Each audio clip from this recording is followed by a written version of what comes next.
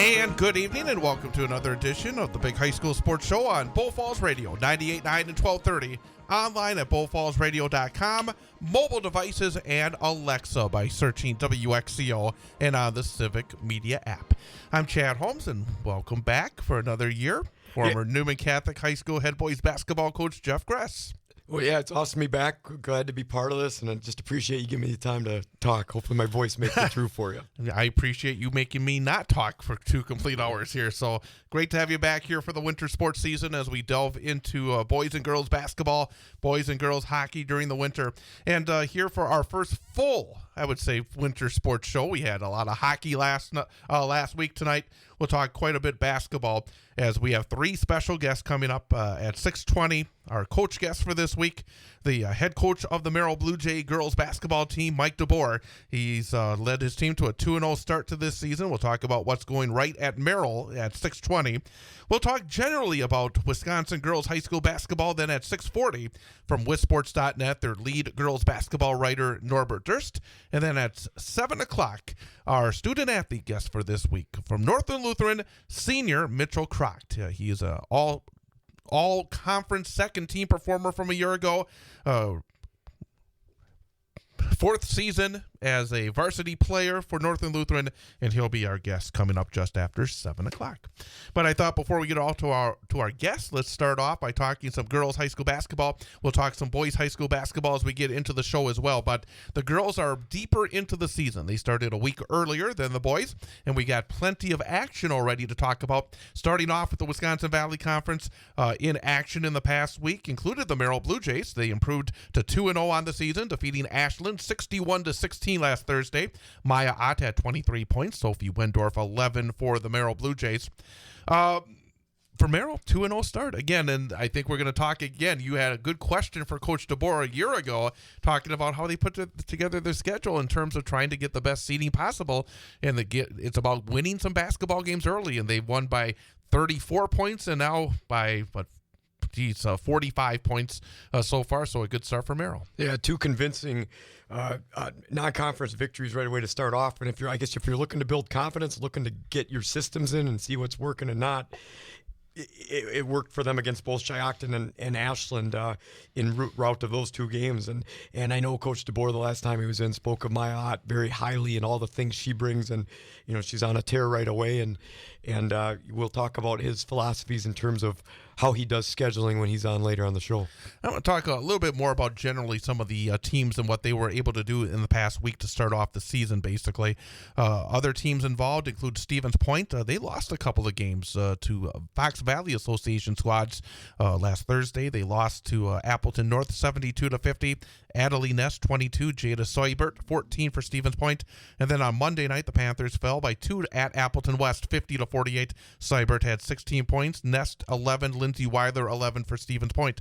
Janelle McCarville, legendary performer for Stevens Point area senior high, new head coach, and it's going to take time, I imagine, both for her and for the group of girls to get things going here for Stevens Point, who expected again to be among the best teams in the Valley. Well, I was going to bring this up as often as we talk because there's a lot of new coaches. If you look on a lot of these conference programs with the boys and girls side, and that's the thing. You've got to create that identity. Obviously, things can be established. You tweak some of the things that the coach previous to you already had going on that were good things that the program enjoyed and that worked well for them. But you got to add your own identity there, and it takes some time for the girls to get it. They're playing those Fox Valley Association teams, which are good basketball teams. Mm-hmm. They're getting out and testing themselves a little bit before conference, but it's going to take a little bit of time to get their feet wet, and you can see already some of the girls that, Nest being one of them, that they're going to rely on heavily to add that scoring punch. But when you look at a player that is in the Basketball Hall of Fame, was a stud at Smash, played in the WNBA. I think they won it. Did they win a championship with the Lynx? So they're going to get some good coaching, and that ship is going to be righted the correct way with the job that she's going to be able to get done based on her experience. Speaking of games against Fox Valley Association teams, both Wausau West and Marshfield took on Neenah. And Neenah featuring one of the top players, maybe the top player in the state of Wisconsin, Allie Zabel. I was over in Neenah last Friday night. Wausau West, another new head coach, Shannon Galligan. It was a rough initiation for Coach Galligan and the Warriors. They fell to the Rockets 78-23. Zabel had 24 24 points, including career point number 2,000 in that game. Kelly Cray, 14 for the Warriors. And then last night, Neenah came to Central Wisconsin, took on the preseason favorite in the WVC, the Marshfield Tigers, and they beat Marshfield 80-48. Zabel, 31 points. Zeta Kolbeck had 21 for Marshfield. So both West and Marshfield, I think, found out how far you have to go in terms of the better teams in the state of Wisconsin, because Neenah is going to be one of those better teams. Yeah, and it's a tough measuring stick right away. You want to challenge your programs in these non-conference games. You're going to get challenged by Neenah. You take the Zabel girl. When you say 2,000 points, two things have happened. They're one great scorer. They're a good athlete. They're a stud, and they've been playing for a while, so they get that experience. And they've been playing probably since the time they're a freshman. So, what those coaches are doing is measuring themselves, playing against some of the best in the state, seeing what you've got to work on, what you've done well on against them, and taking that into next game consideration every time they take the floor. So, Marshfield's sitting at 1-1 with a win over Eau Claire North, lost to Neenah, and West only having that Neenah game, looking to get forward in some games over the Thanksgiving break here. You got DC Everest coming off a really tough year a season ago, and the Evergreens, a very young team this year now. They fell in their opener 52-24 to Green Bay Preble last Friday. McKenna Bolus had 10 points for the Evergreens, but right now it's a rebuilding project for Coleman Schilling, the head coach of DCE, because last season had to have been rough for everybody involved. And now with, again, a lot of youth on this team, it's going to take time, and it's going to take, again, patience in order for, I think, DC Everest to get back to where we came to expect the Evergreens for many years. Yeah, it's a tough role when you're initiating and building your program right away and laying down the foundation that you want for years to come. And it's the graduation just happens really quick, and some of the kids you tried to put some things in with are gone, and then youth comes in. It's just going to take a little more time than that 1 year to turn the corner. And you can see in the score of the first game where it was 52-24 versus Green Bay Preble, and then they pop back and play in the Tom Kissel Classic over Thanksgiving break here, where they're going to play Regis. But it's fun always to look in the scores, and you see Matt Bolus's daughter is one of the scorers on the team, who's the former DC Everest coach. So how things kind of recycle, I think, is always a neat thing. But it's going to take some time. And talking to Coach Schilling, outside the basketball on the sidelines and stuff, he's always mentioned the stuff he's trying to instill in the girls, and he's got the right frame of thought, and it just you got to get that into them to make them do well. He talks to you? Well, just when seeing him at tournaments. No, but he actually, when you come by, he actually talks to you. People talk to me sometimes. He doesn't say go away. No. Okay. Well, when you see him at camps or things your kids participate in, they're nice if you say to say things. So. I mean, I'm assuming he probably just nods like, okay, when's he gonna leave? And no, and they're not trying to push me away yet. So, and the two other teams in the Valley, Wausau East and Wisconsin Rapids, both start 1-1. Lumberjacks fell to Shawano last Thursday, 76-39. They beat Gillett last night, 59-33. Rapids, coming off a pretty rough season a year ago, they started with a 56-33 win against Toma in their opener, and then last night they fell to Eau Claire North, 84-54. Again, for Wausau East, positivity. You get that W. I know Shawano, it must be a pretty decent team. They gave Lakeland a pretty good game last night on the road, and then last night East to be able to win 59-33. Again, steps. And I imagine, especially for teams that struggled a year ago or have struggled historically, it's about taking steps. Yeah, and I think, unfortunately, there's little things you can build off of in losses, and when you don't do as well as you want, you can find some of these stepping stones, so to speak. But for the kids and sometimes even the coaches to have that proof, it's the scoreboard. And so that win at Gillett's a big deal, I think, early on to start building some confidence to say, hey, if we do some of these things that we're trying to put in our offensive and defensive schemes, they're working. Rapids, same idea, getting that consistency that they used to have when they were challenging for the conference, up on the title of conference. Funny thing is, both of them got to come back and play. New London's typically pretty good, and I think both of those guys, for Rapids and East, their next games are versus New London, so not any easier. For the Great Northern Conference, let's kind of focus on the two teams expected to be among the best in this league. You got Lakeland and you got Mosinee. And Lakeland has, I think, again, one of the top performers in the conferences that we keep an eye on this program, as, again, expected to be huge, is Christina Wilmette. And now her sister has moved on to the college ranks, and Christina Wilmette has helped Lakeland to a 2-1 start with 3 massive scoring performances. Lakeland started off with an 80-51 win over Westosha Central at the Beaver Dam Classic last Friday. Wilmette had 37 points, 8 of 15 on three-pointers. Then on Saturday, Lakeland fell to Waunakee 65-62. Wilmette had 28 points, and a couple of other players who were in double digits in the first game also were in double digits in the second game. Sailor Timmerman and Ava Evenhouse, they had 10 points each. And then last night, Wilmette added 34 more points to help Lakeland pass Shawano 56-48. Wilmette is going to be just an incredibly productive player this year. But the thing for Lakeland is they do have some good size, and they also have some good production that's going to make them very dangerous as a team. And that's the exact thing. There is more than Wilmette there, which is going to allow that team to open it up a little bit. They challenge themselves in their non-conference schedule. We saw this for the last 2 years where they go out and play against some difficult teams, and right away they're playing levels up and Division I teams in these tournaments that they can get in over the weekend or over a Thanksgiving or Christmas break. So that's prepped them because they lost in the sectionals 2 years ago, and last year they made it down to state. And I think that Coach Wilmette's just she's built a solid program there, and you see it show up, and to have that supporting cast and have that scoring punch, it's going to take them a long ways this season, and obviously heavy favorites to win that conference. And Mosinee will be right there. They were 10-2 in the conference a year ago, second place behind Lakeland. They bring back pretty much everybody from their squad from a year ago, and they got a win over Lake Mills 70-60. They had lost to New London by 2 last week, and I kind of mentioned it while you were away, but they had lost a good non-conference opponent to start things off. But last Friday, Mosinee beating Lake Mills 70-60. It was Taylor Jershely 19, Bridget Fry 18, Addison Henrik 16 for Mosinee. And something that really jumped out is Mosinee was 24 of 25 at the line. You don't see that very often, especially in the girls' game. I mean, for them to go 24 for 25 at the free throw line, very impressive. But again, it's a team that was a bit up and down in the non-conference a year ago. They got Coach McKellips back this year, which obviously is going to be an interesting dynamic after everything that happened last year. But talent-wise, it looks like this Mosinee team could be a challenge for Lakeland. Well, I'm happy to see Coach McKellips back because I've seen him in action working with the youth at some of the camps my kids were at over at Mosinee this summer, and did a nice job, and obviously does a nice job with his high school program. Again, to take a 2-point loss right away out of the gates to New London, very respectable program, and turn around, pop back, get a win at Lake Mills, I think is a big deal. Mosinee's going to be in the running for things, and schedule doesn't get real easy for them. Lakeland Mosinee go head-to-head, I think, in the first conference game of the season on November 28th. So Mosinee's balanced. They got enough guard play. They had kids that always come through in enough of a scoring punch defense, solidified program. So I think their biggest task is going to see in that first game early on how they do against Lakeland. It's going to be a good challenge. Yeah, we'll talk more about the other teams in the GNC a bit later if we have the time.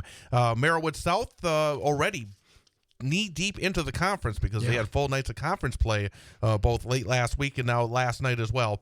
Last Thursday, Assumption beat Newman Catholic 79-29. Sarah Shaw, 28 points for Assumption, 12 points for Mallory Roswadowski for Newman Catholic.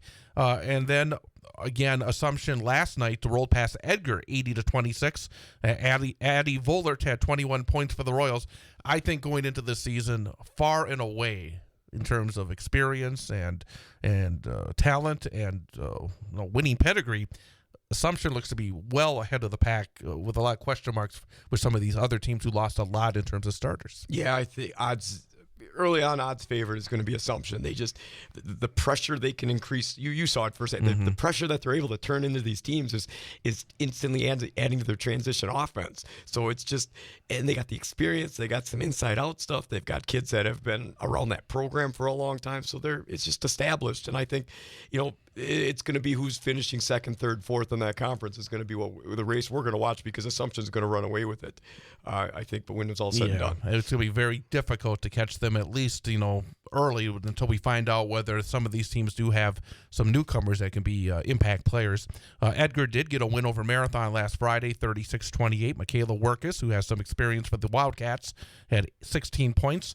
Miley Halke had 14 for Marathon. It's been a bit of a tough start for the Red Raiders. Last night, a game that we had here on WXCO, Marathon's offense continued to struggle. They fell to Stratford, who played their first game of the season, 42-21. Tria Tubbs had 13. Kayla Casperson, 10 for Stratford. Halke had 9 for Marathon. First of all, Marathon, they're a team that's very inexperienced. They lost pretty much most of their production from last season. They have a couple of sophomores in Halkey and also Emma Love, who are, I think, going to be able to provide some production as the season continues. Halkey's already, I think, showing some of those signs. But I think it's going to take time for Coach Schneider's team. And I thought it was an impressive win for Stratford last night, a team that struggled last season. They only had 4 conference wins a year ago. They didn't have much back in terms of experience as well. So I think for them, it's a very positive start to the season. Well, for Stratford, it's a significant win, 42-21 over an established Marathon program in the Merrillwood South. They've on the road. They've done well, or Marathon's done well over the years. So I think you hit it right on the head where it's going to take time. There's inexperience there. You've got to establish who your key players are that are going to show some leadership, and that's sometimes hard to get out of youthful players because they always think they have more time. So you can kind of see in the numbers that's probably the next stage they're going to look for. Where's our offense coming from? Who's going to be consistent? And so we can get that first conference W. I mentioned as well, Newman lost to Assumption last night. Cardinals home opener against Auburndale, played their first game in Auburndale, knocked off the Cardinals 47-39. Cards had a 17-16 lead at half. Kylie Anderson 12, Braylee Grimm 11 for Auburndale. Mel Severson and Lily Shields each had 10 for Newman Catholic. Obviously for Newman, a new head coach, and for Auburndale, 5 new starters. But still, the way Auburndale has performed in recent years, they're expected to be a team that's challenging in that top half of the conference. Yeah, and if you jump to Newman first, like you said, and I mentioned it before with Coach McCarville, it takes time for a team to find its identity. People got to be patient, let the coach get their systems in. And for the girls at Newman, since I work over there, I've been there a lot with things, and I can see exactly what's going on. They've had a lot of different coaches over the years, so to get some establishment in there is going to make a big deal. And obviously with their guard play with Shields, Roswadowski, Severson, that's going to play a big key. For Auburndale, looking to vie for the top of that conference. They want to be one of those teams that are back. And I saw Anderson, who I think is Tim Anderson's a lot of Andersons all the time. Granddaughter, knocking down some shots. But to Newman's testament, had a lead on Assumption at one point. It was 17-16 versus Auburndale, which are predicted to be two of the top teams, two top teams in the conference. And Merrillwood North teams Athens, highly ranked in WisSports for entertainment purposes rankings. They lost by 40 in their first game a week ago Tuesday to Neillsville, but came back and has won a couple of games, beat Abbotsford in a conference game last Thursday, 64-42. Sophia Coker, Giselle Hartwig, experience back, 24 and 23 points respectively. They rolled past Rib Lake last night, 71-27. Coker 24, Hartwig 21 for Athens. And another team that's off to a really good start in the Merrillwood North is Phillips. They rolled past Prentice, 83-36 in the conference opener. Matea Eckert, who's been experienced for them, had 22 points. Another experienced player, Casey Egebrecht, had 15. Brooke Eckert, 12 for Phillips. And Phillips also rolled past Shawamigan Friday, 83-18, as Matea Eckert and Casey Egebrecht each 20. I think Athens looks like they got, again, some experience and production that has shown they can do it. And Phillips looks like a team that's got talent and experienced production as well. So that conference, those two teams look like they could be setting up for a pretty good run during the course of the season. Yeah, I think they're going to slug it out again. They were co-champs last year. This year, again, one predicted to be first, the other second.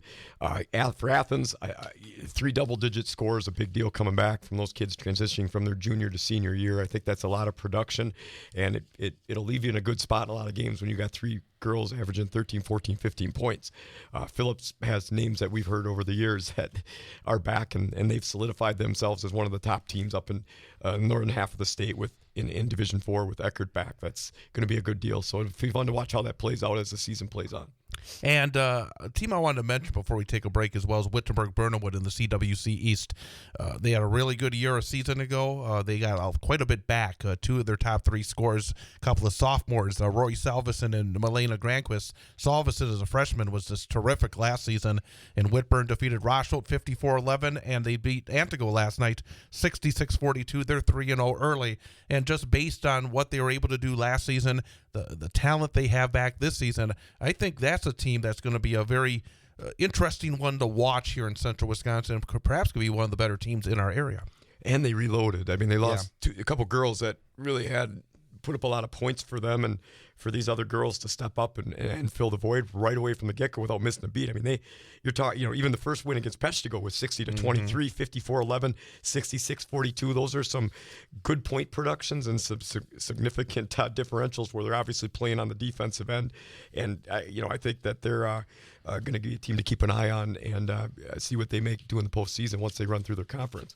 We'll have more on the girls later. We'll have more on the boys. We'll talk about them later. But now we will start 3 consecutive guests coming up at 7 o'clock. Mitchell Crocht, who is our student-athlete guest from Northern Lutheran High School. 6:40, Norbert Durst from wissports.net. And coming up next, our coach guest for this week, the head coach of the Merrill Blue Jays, Mike Du Buhr. That's coming up straight ahead here on Bull Falls Radio, 98.9 and 1230. Take your career to the next level with Graphic Packaging International. Work with a team to make Hot Pocket sleeves and the food trays you find at our local fair. Join the GPI team and experience the benefits of one of the highest paying manufacturers in the area, starting at almost $22.55 per hour. Enjoy job security, a clean facility, and an excellent benefits package, including a week of vacation after 4 months and 2 weeks after a year. Apply today at graphicpkg.com and elevate your career with Graphic Packaging. Fall sports are here. Align your young athletes and yourself with health by scheduling an appointment with Dr. Sarah at Shine Chiropractic in Rim Mountain. Stay in the game with our comprehensive 3-point neurological exam, safe for the entire family. Don't let the daily grind keep you and your student athletes on the sidelines this year. Call Dr. Sarah at 715-298-5104. That's 715-298-5104 in Rim Mountain today. What's your idea of fall fun? Maybe it's hitting the trails on a new ATV. Then it's time to call CCU. That's Clover Belt Credit Union. Or if you're thinking of a UTV for hauling wood or hunting, or maybe just because it would make the tasks around your property so much easier, it's time to call CCU. ATVs, UTVs, utility tractors, and their attachments for care of your property. Whether you need it for fun or to get the job done, Clover Belt Credit Union is here to help with the great rate financing you want. What are you waiting for? Life's too short and winter's too long. Thinking about a motorhome or maybe a snowplow for your ATV or utility tractor? Call CCU for great rate financing. And if you're thinking motorcycle, Clover Belt Credit Union has the financing you need for the bike you want. Call or apply online at ccuwausau.com. Check it out. For vehicle loans, for mortgages, for financing fall fun, call Clover Belt Credit Union. That's CCU. Local lenders lending local money, keeping our community strong.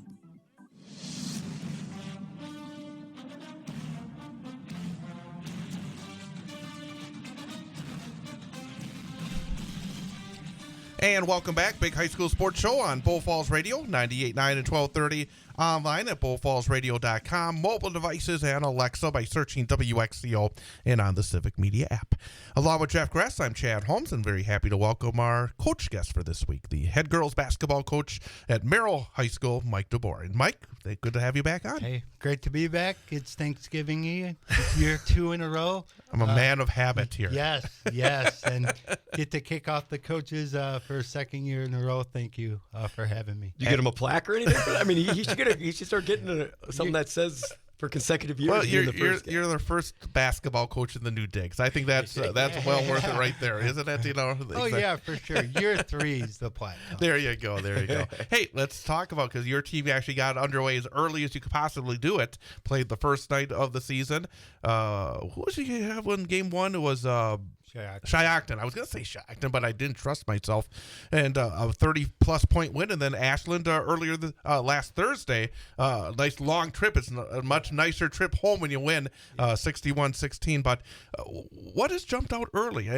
Not just the first 2 games, but maybe the scrimmages, practices early. Anything in particular about this group of girls jump out in the early going? Yeah, really grateful to be off to a 2-0 start. But what's really jumped out is not necessarily the seniors, but we got a sophomore, Kayla Clairville, that's really come on and played well. We got a freshman in Grace Ryman who's really stepped up and is going to be a huge varsity contributor to her. Then we have another sophomore, Brenna Jerkovich, who played JV2 last year, and she's come out of the gates ready to rock and roll, competing for varsity minutes. And it's a good balance, a good mix of girls. Like the fight that they have, the aggressive that they want to play with, their understanding of how not to foul, like the aggressiveness that we played with the first 2 games, holding a Shiocton team to 11 points in the first half was really impressive.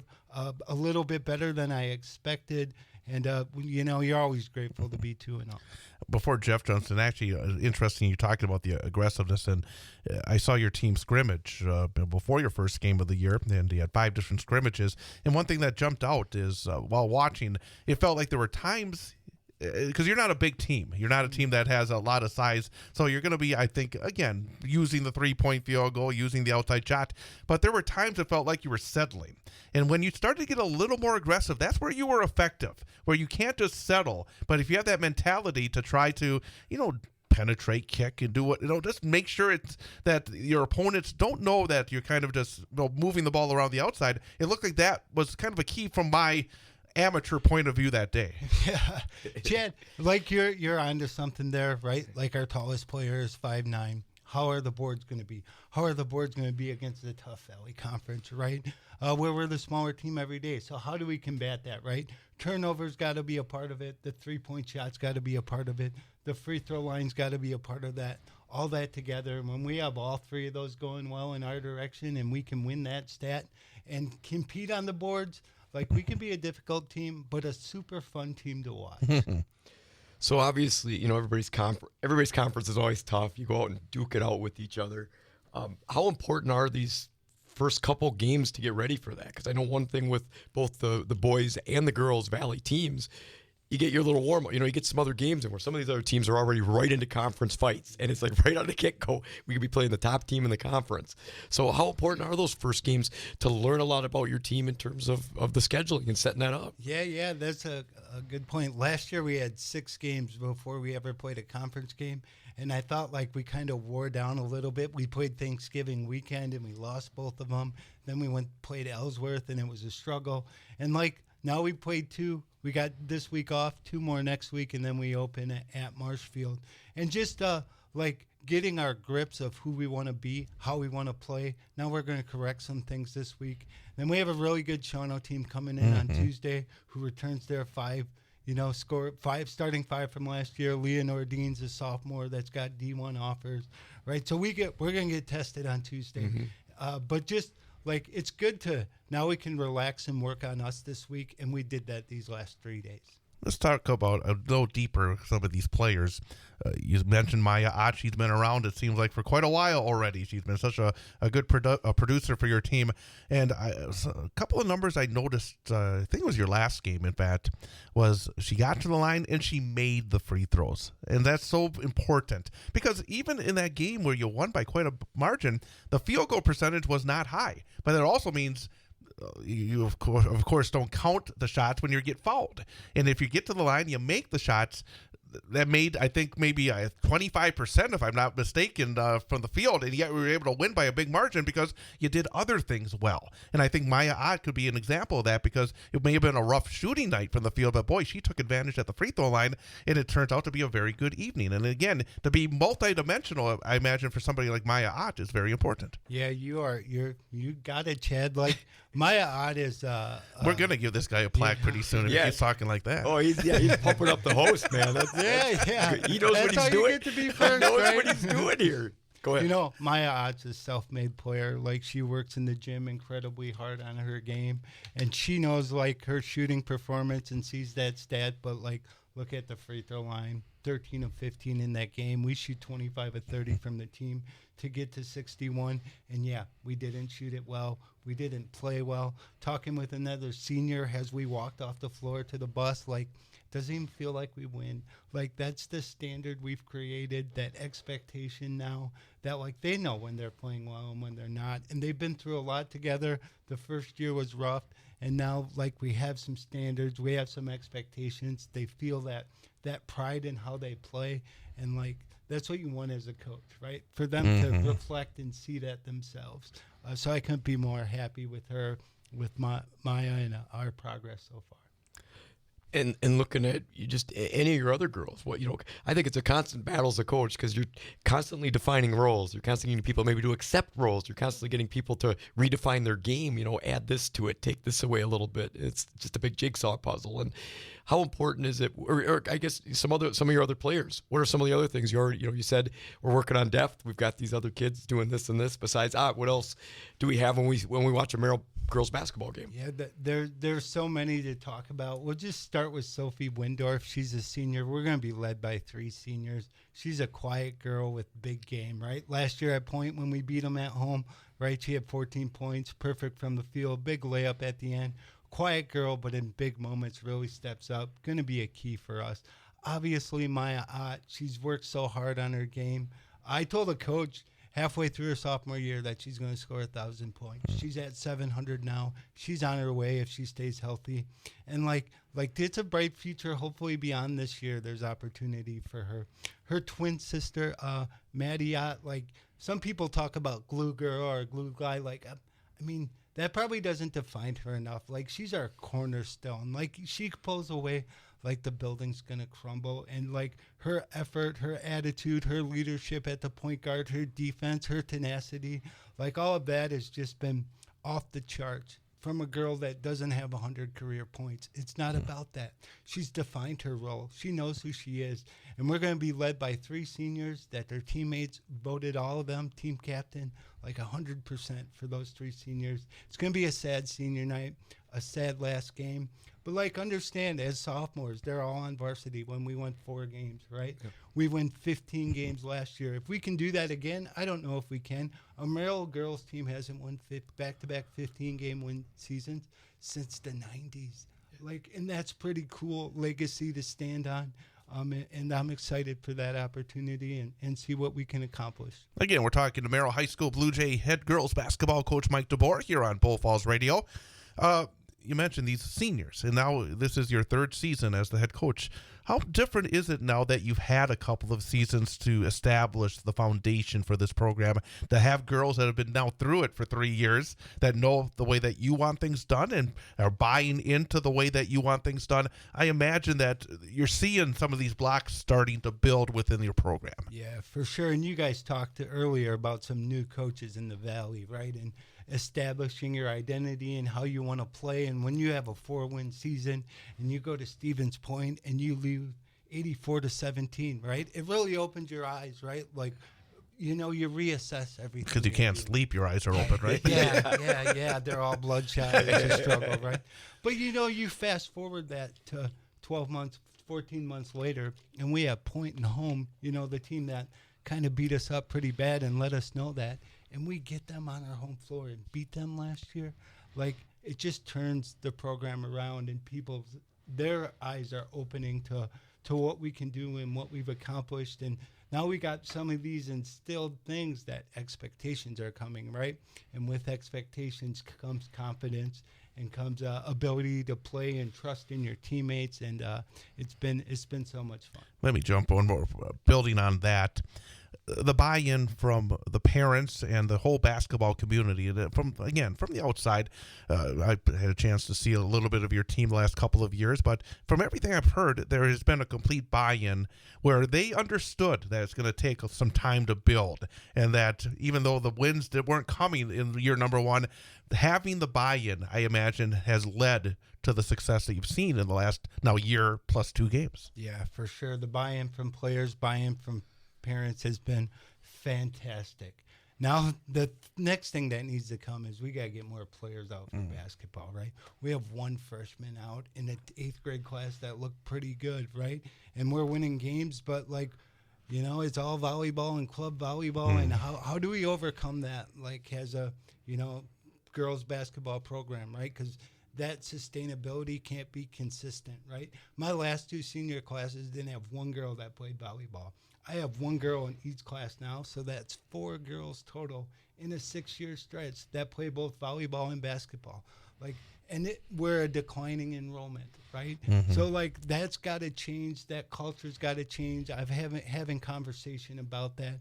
The buy-in's been great. We're winning more games. Now we got to get more girls excited to play basketball, and I want to play for that team. I want to play for that coach. That's the next step in this for us.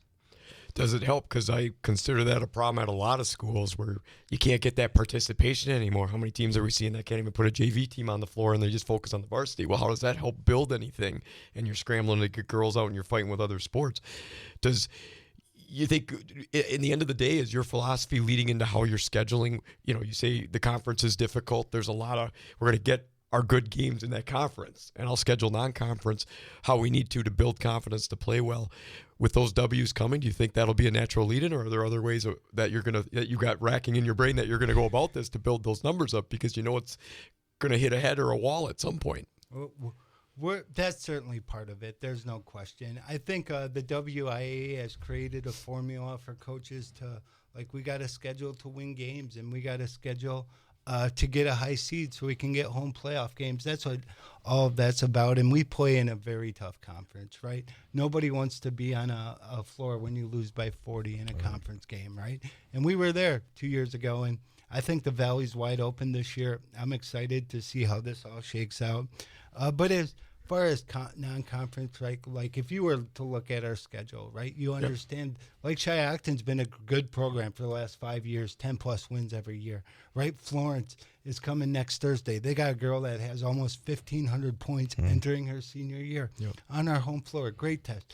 Shawano's going to be a fantastic game. Like, there's tests within those, but then when you play 10 D1 games a year in your conference, and you go back to 2011, we went 5-5 last year. We went 6-4 one other year. So we've always been below 500. And if you look at the Valley last year, taking us out, they were 28-43 in non-conference games, right? How do you make up for that disparity when they're winning 39% of their non-conference games, right? It comes from my non-conference scheduling. Right. That's why it's in there. That's why we're trying to play teams that are going to win at their level in their conference that we can play and compete with, right?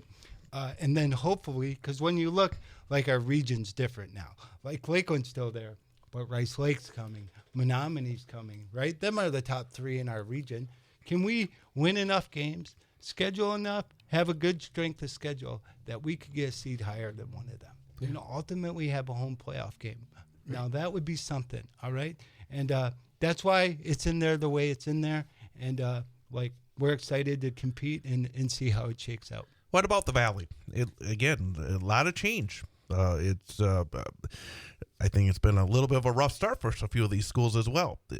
You feel like there's opportunities for your program right now to work its way up in the Valley? Yeah, I think so for sure. Right now they're 3-7, the Valley outside of us, right? Marshfield, I think, is the clear favorite in the Valley. And then you go see them lose by 30. And it's just like Central Wisconsin, we're behind a lot of their areas. But who's the second best team, right? Is it Point at 0-2, right? They lost to Appleton West by 2. Appleton West beat Shiocton by 11 and was down 1 at halftime, right? Like, where are we in this mix, right? That's what we'll figure out. What's Wausau West? Like, you're never as bad as your worst game, right?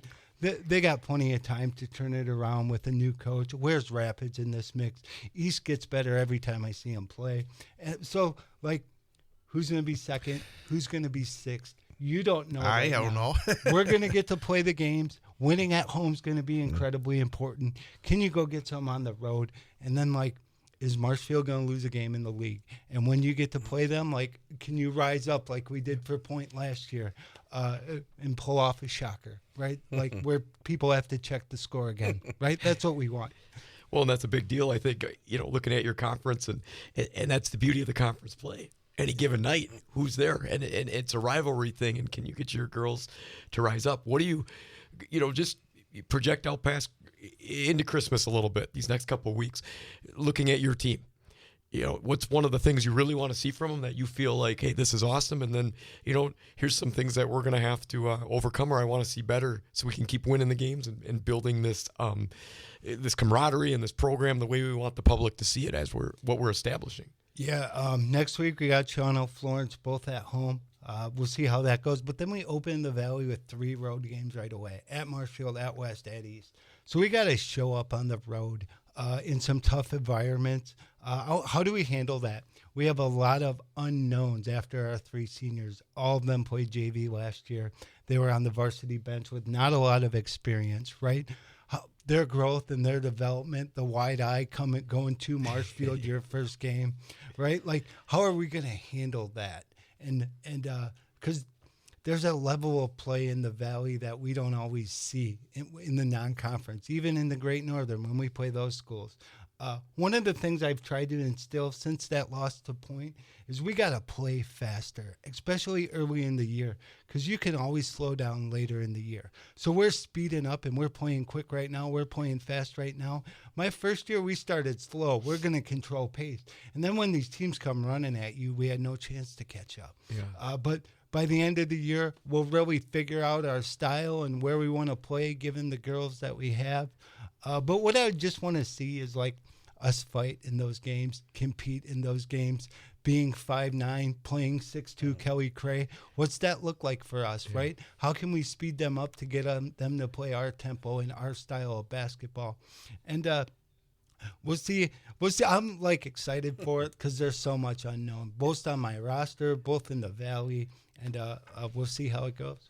Fantastic. Anything else for the coach? No, it's just going forward. Obviously, wish you good luck. It's exciting to see. I like the analyzation of your team. You got to know the heads of the players to get the most out of them, and the stats and stuff you're spitting out. I think you know your team very well, which is a big deal. And also, I think you have been as far ahead of anybody that we've talked to the last couple of years on knowing how to beat the computer.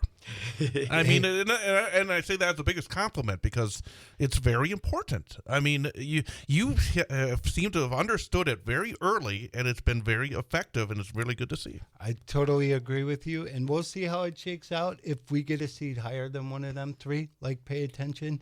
And then, like, like I'm excited for it all. Like, it's been fun, and I thank you guys for having me on today. Absolutely. Merrill High School Blue Jay girls basketball head coach Mike Du Buhr. Coming up, we're going to talk statewide girls basketball. Maybe even talk the computers. Who knows? Norbert Durst coming up next as we continue here on the Big High School Sports Show on Bow Falls Radio, 98.9 and 1230.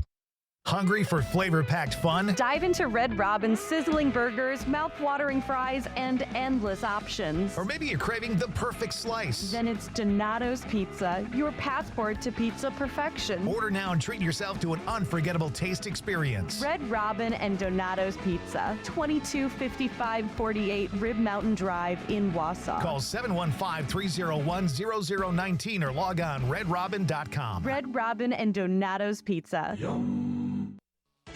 For more than 60 years, Sun Printing has been Central Wisconsin's commercial printer of choice due to their commitment to quality, creative solutions, and dedicated service. Sun Printing's team offers you a wide spectrum of services, whether you need vehicle graphics, offset, digital, large format, graphic design, or mailing. They print everything under the sun. No project is too big or too small, so give Sun Printing a call at 845-4911 or visit them online at sunprinting.com.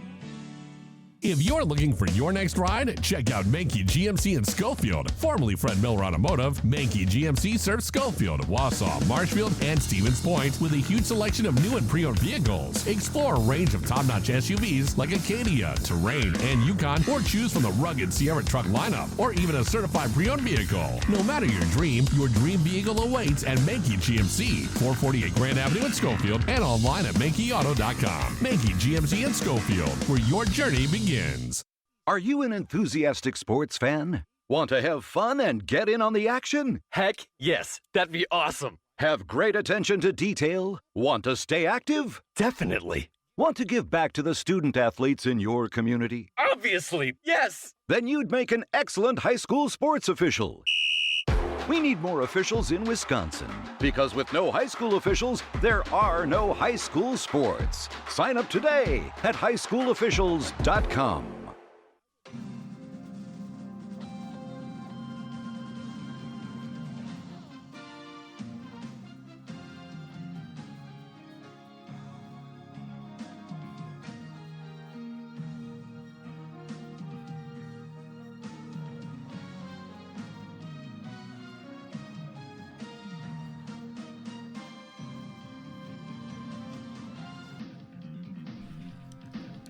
And welcome back. Big High School Sports Show on Bull Falls Radio, 98.9 and 1230. BullFallsRadio.com, mobile devices, and Alexa by searching WXCO. Thanks again to Merrill High School girls basketball coach Mike Du Buhr for joining us. And now we'll be talking generally girls high school basketball as we get into the new season. wissports.ne, their chief girls basketball writer, Norbert Durst. And Norbert, again, it feels like we just were talking to you at the end of last season, but it's great to be back talking some girls high school basketball. And thanks for joining us here this night before Thanksgiving. Yeah, of course. Thanks for having me on. Always enjoy being on your show. Terrific. Well, I've had a chance to see a little bit of girls basketball so far. Unfortunately, I cover three teams on a play-by-play basis, and I've had 4 games, and none of my teams have yet to win. So it's been a bit of a rough go of it. I thought we'd start off by talking about some of the bigger schools. Of course, we cover Wausau West here, Wisconsin Valley Conference. It's been kind of a rough start. I saw Wausau West take on, again, one of the best teams in the state of Wisconsin, and Allie Zabel, one of the best players in the state of Wisconsin, and Nina last week. Nina then went to Marshfield last night and really roughed up the Tigers. Stevens Point lost to a couple of FVA teams already. I'm a little fearful at this point. Does it look to you as well that the power centers again are to the east of where we are here in central Wisconsin? Yeah, the FVA is still going to be right on top of the best conference in the state. Regardless of what division you're looking at, top to bottom is just so good. Last season, Kimberly, I believe, finished 6th in the league, and they reached the sectional final. It just shows how tough that league is. And it's not just, the top 4 in that league. It goes all the way down to dang near the bottom of it. So that's just what it is. But, the nice thing is while some of those you're going to be taking some lumps, I think, just being able to play those teams, you can at least gauge on what you're trying to do. And, but right now it is just going to be the FVA dominating those games. But, I do think Marshfield will have a good season. But when you're playing against one of the best teams in the state, it's going to be difficult, especially when you're going against Allie Zabel. And Norbert, do you? I know this thought process always haunts me because it's around here for us when Chad and I are talking about Central Wisconsin and not getting out of the area and beating each other up here, but then they struggle against the Fox Valley and all. Any insight as to why that is? Because I don't know. This might be my 6th, 7th year doing this with Chad, and every year as we're going into the playoffs and those teams start running into each other, like you said in the Fox Valley Association, it's so deep from top to bottom that the top teams in the Wisconsin Valley struggle against it. And I've heard things from, well, it's the facilities, it's kids focusing on one sport, it's a different environment. I can never exactly put my finger on it, but it's an obvious pattern that shows that schools in that area are the teams that are getting a little farther, doing a little more damage, and coming out on top and getting those sectionals with a chance to go to state where the Valley struggles to do that after 1 or 2 playoff games. Any insight as to why? And obviously you can say you don't know either, but I'm just curious if you have any opinion or philosophy on that. I think it's a lot of those things you mentioned, great facilities, great AAU programs. I think that matters as well, not just, going on play games, but the development of that talent. And I think we talked about this last year. I think just the overall development of the skills and how quick and ready to go those kids in the FVA are. I think that's the difference. And, it's, it is maybe part of, just the money that is in the Valley currently that helps, those families take the kids to the top level events and, to be able to get showcased that way. But, it starts from the ground level. And, I just think it's a lot of things. And, maybe it is a little bit of those players focusing on one sport, because we have seen that in the past where, that has changed, where those big school players rarely play 2 sports, let alone 3. So I think it's a number of things. And right now it's just, it's one of those things where it'll probably change a little bit here moving forward. But right now the FVA definitely has a stranglehold as far as not just the top teams, but the top talent in the entire state. And one more for me, looking before Chad takes the next one, with the Wisconsin Valley Conference. Is there, obviously you mentioned Marshfield already and like them, and they're one of your favorite for the top. I look at, just the numbers and how some of these teams have already played or fared. that there could be a little bit more of an open spot for that second place. Do you see, I know you listed Spash as your second place choice, but do you see that spot finishing second, third, fourth in the Valley being a little more open from what you've experienced or written or thought about? Yeah, I think, Marshfield's a clear one, but I think, 2 through, 4 or 5, I think, could be in that mix because there's been not just changeover in players, but, coaching changes. And that's one thing that's going to affect teams. And, so early on, we're going to see, how those coaches fare with that new level of talent and also just how they're going to change things for their own program. But, I really think there's a number of teams that are going to be vying for that 2 spot. And then, maybe a couple teams more at the bottom. But, it's definitely going to be a competitive conference. Now, as you talked about, maybe going out of it's going to be a little bit different. But in the conference, I think it should be a very competitive year. Do you think that the bar is higher now overall in Wisconsin girls basketball? We see now multiple girls being taken to UConn, as KK Arnold is now there, and of course Ali Zabel will be heading there. Do you feel like that in recent years the bar is higher, that maybe some of these other areas have just lifted it up a little quicker than we've seen here in Central Wisconsin? I think that's probably true. I think because we've had that high-level talent, some of those high-level teams, you talk about a Notre Dame team that this season could become the first team ever in girls basketball state history to win 4 consecutive state titles.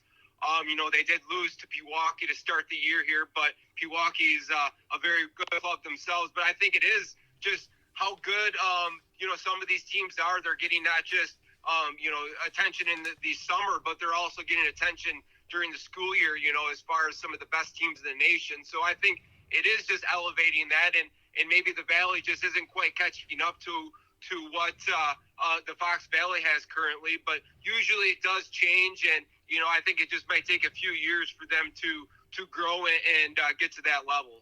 Again, we're talking to Norbert Durst, head girls basketball writer at wissports.net here on the Big High School Sports Show on Bull Falls Radio, 98.9 and 1230.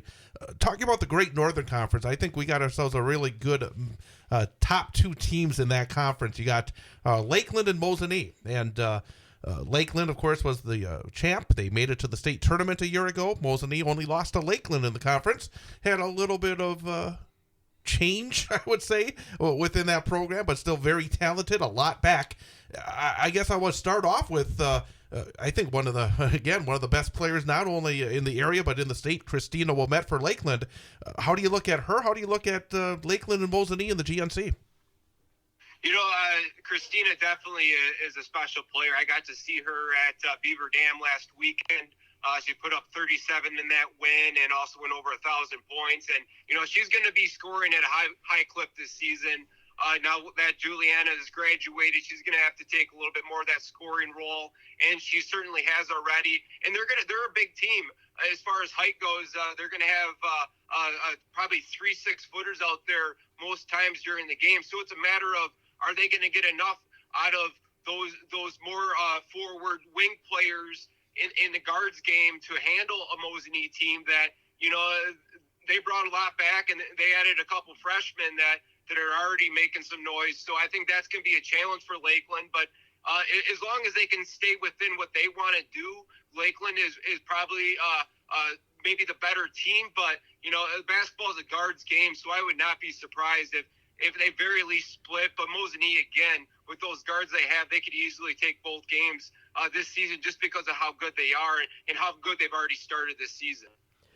Do you think that just from watching Lakeland grow, they went to the sectionals lost in the sectionals 2 years ago, made a state trip last year, and now they got one Wilmette sister back, but one has graduated.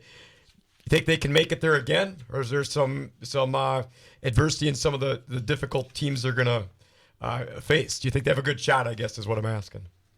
Well, they would have probably had the sectionals not changed. The issue is Notre Dame moved into their sectional, and so that's going to make things very difficult for them. And had Notre Dame not moved in, there definitely would have been a shot there. I mean, Menominey's got a good program. Same with Rice Lake. So you look at maybe an Onalaska, but the normal teams that would be in that sectional. But with Notre Dame coming in, it's going to be a very tall task for them to get back to the state tournament. You answered my question the minute you said Notre Dame, so good call. Another team here in central Wisconsin I think we're going to be keeping a very close eye on is Wittenberg-Burnhamwood. Man, I mean, in terms of young players who have really stepped in, they had a couple of players that were freshmen last season that were double-digit scorers, helping out the then-senior Reese Rogowski. But they're off to a very good start. Again, young talent. I saw that you have them second in the CWC East behind only Bondwell, but that Wittenberg-Burnhamwood team that had a very good year a season ago looks like they could make some noise. Do you have any thoughts on Whitburn? Yeah, I think they could definitely make a deep tournament run. They're a program that's historically, wins a lot of games and knows how to play defense. And, when you do those kind of things, you give yourself a chance in the postseason. Their sectional is fairly strong. They got Freedom in there, that perennial power. Freedom did lose a good portion of their roster, but they're a team that just reloads that talent because it's just one of those teams that's been strong year in and year out. And on the other half of that sectional, there's also Xavier, and Xavier's a team that didn't maybe win as many games as they would have liked last season, but they have a lot of great returning players, so that's going to be difficult for Wittenberg-Burnhamwood to get out of that sectional. But I definitely think they could make some noise and maybe get to a sectional semifinal. And I guess jumping to one of the other conferences that we look really heavily at, because Chad calls the games for him, is the Merrill South girls. Just looking at from what I've seen statistically, what's out there for us to look at as spectators, Assumption looks like kind of the cream of the crop. They've got a lot of scoring punch back. The pressure that they create on these teams, it just looks like they're the early front runner to take that conference, I think. But how about, again, making it back down to state? Do they look like they can be one of those teams that can get back down there too? Yeah, they definitely have a chance to get back to the state tournament. Just a couple of years ago, they won the state title. The year prior to that, they got to the state tournament, finished as the state runner-up that year, I believe. And, they really create havoc on defense, and they can shoot the ball. They're a deep team. They definitely have a shot to get back to the state tournament. They're definitely a cream of the crop in the Merrill South. The rest of the league should be very competitive, as it usually is, but Assumption is definitely the clear favorite. Now, the issue for Assumption getting back to the state tournament is their sectional is absolutely loaded. It's got the majority of the ranked teams in Division 5 in that sectional. You have Randolph in there that won a state title a couple years ago. Oakfield reached a sectional final last year. Albany, Monticello reached a state tournament, is in that sectional. So it's going to be tough to get there, but I still think that they're not just the best team in that sectional, but they're the best team in all of Division 5 this season. So, they definitely have a good shot to take home another gold ball. Normally around here, the Merrill South kind of is a step ahead of the Merrill North, but I think there's a couple of teams in the Merrill North this year that could be just as good as basically everybody else in the Merrill South outside of Assumption. You got Phillips, and you also have Athens. Athens had a real rough go of it against Neillsville in their first game of the season, but they still have a lot of good production back and should be a very solid basketball team. And that Phillips team has really come out firing early on as well. Do you see those two teams as potential deep runs as we get into the season? Oh, yeah, definitely. Phillips is a team that is usually right around that sectional area in Division 4. Again, good guard play. That's going to give them a chance to at least be in the hunt there. And when you're talking about Athens, they're a tall team. They're going to rely a lot on defense. Their question is, do they have a good enough guard play to get to the state tournament? And that seems to be maybe what their hiccups been in the past. They can get by a few teams, but just haven't had enough to get to the state tournament yet. But, that's a very good team, a group of athletes that have reached the state tournament in volleyball. So that it's a good group of kids that know how to play together. But, with Assumption leaving that sectional, that definitely gives them a shot to get there. I believe it's them and Wabeno Leona that would be the favorites. But, when it comes down to it, the teams that Athens plays, I think they definitely have a good shot to get to the state tournament this year. And actually, a really good game coming up Tuesday is Phillips and Wabena Leona, one of those non-conference games early on that could, I think, be a little bit of a measuring stick. And those are always fun games early on. Oh, yeah, definitely. Those early non-conference contests, just to kind of figure out, where you're at least right now in the season is always intriguing, because sometimes, you lose a player or two, you might have an injury, and, coaches always say you're going to be better at the later part of the year, so sometimes you might take a hiccup early part of the season just to kind of learn what you need to improve on so you can be ready to go when all those wins and losses matter a little bit more. Well, Norbert, I appreciate what you're sharing with, I've tried to just get going on the season here, and you're getting me out at the end of the playoffs, get me hungry to see how some of these things are going to go, because you know the regionals, the sectionals, who's kind of set up. So I guess saying that and following through on that, do you have any of the teams in Central Wisconsin here that we've kind of listed or talked about, one of these conferences that you're going to be excited to follow, to see where they end up, to see what they uphold towards the end of the season for a playoff or deep state run? Definitely Assumption, because I have them pegged number 1 in Division 5 to start the year. So they're definitely a team that I have my eye on, and I'm going to try to get up to a game this year, to that nice gym that they have. And it's always exciting to see some of those small school games. I'm a small school person myself. I graduated class of 31, so I definitely enjoy those small school games. Really good environment. So, that's definitely number 1 on the list, but definitely still following, Athens, following some of those other teams, Phillips, and still following the Valley because, it's, even though you take some lumps early in the year, you can always come back and figure out what you maybe didn't do so well that first game to get a win when it matters. Terrific stuff as always, Norb. Again, I encourage everybody to check you out, all the great writings and the conference previews and everything else at wissports.net, and I'm sure that we'll talk again sometime as we get into the winter, but again, appreciate your time. Yeah, thanks for having me on. Absolutely. Again, Norbert Durst, head girls basketball writer for wissports.net, joining us here on the program. Well, we got another hour to go here on the show, and we'll have our student athlete guest coming up next. Mitchell Crocht from Northern Lutheran High School, senior for the Northern Lutheran squad. He'll be joining us coming up next. Along with Jeff Grass, I'm Chad Holmes. Big High School Sports Show on Bull Falls Radio, 98.9 and 1230. WXCO 1230 AM, W255DN Wausau, streaming at bullfallsradio.com. There's a lot to be thankful for this weekend as high school hoop season kicks into high gear. I'm Travis Wilson, and this is a wissports.net Minute brought to you by NFHSnetwork.com. More high school sports news after this. Do you ever wish you could be in 2 places at once? With homework, carpool, practice, and everything else, sometimes you just can't make it to every game. But the NFHS Network's streaming platform makes that a little easier. For just $11.99 a month, you can watch unlimited high school sports live and on demand, at home or on the go. You can watch online or on one of our mobile or connected TV apps. Visit NFHSnetwork.com and subscribe today to never miss another game. There's a lot to be thankful for as we switch from fall sports to winter sports, with high school basketball action really heating up this weekend. The Thanksgiving holiday brings a number of basketball tournaments and events, including one of the state's longest-running events, the 39th Annual Cranberry Classic, with both boys and girls games taking place at Assumption High School in Wisconsin Rapids. The Tom Kislow Memorial Tournament at DC Everest will also feature both boys and girls contests. The Just a Game Thanksgiving Classic features 6 boys hoops games over 2 days in Wisconsin Dells. A couple sizable girls basketball events are slated for this weekend. The Brookfield Central Thanksgiving Classic features a solid field with 10 games on the docket.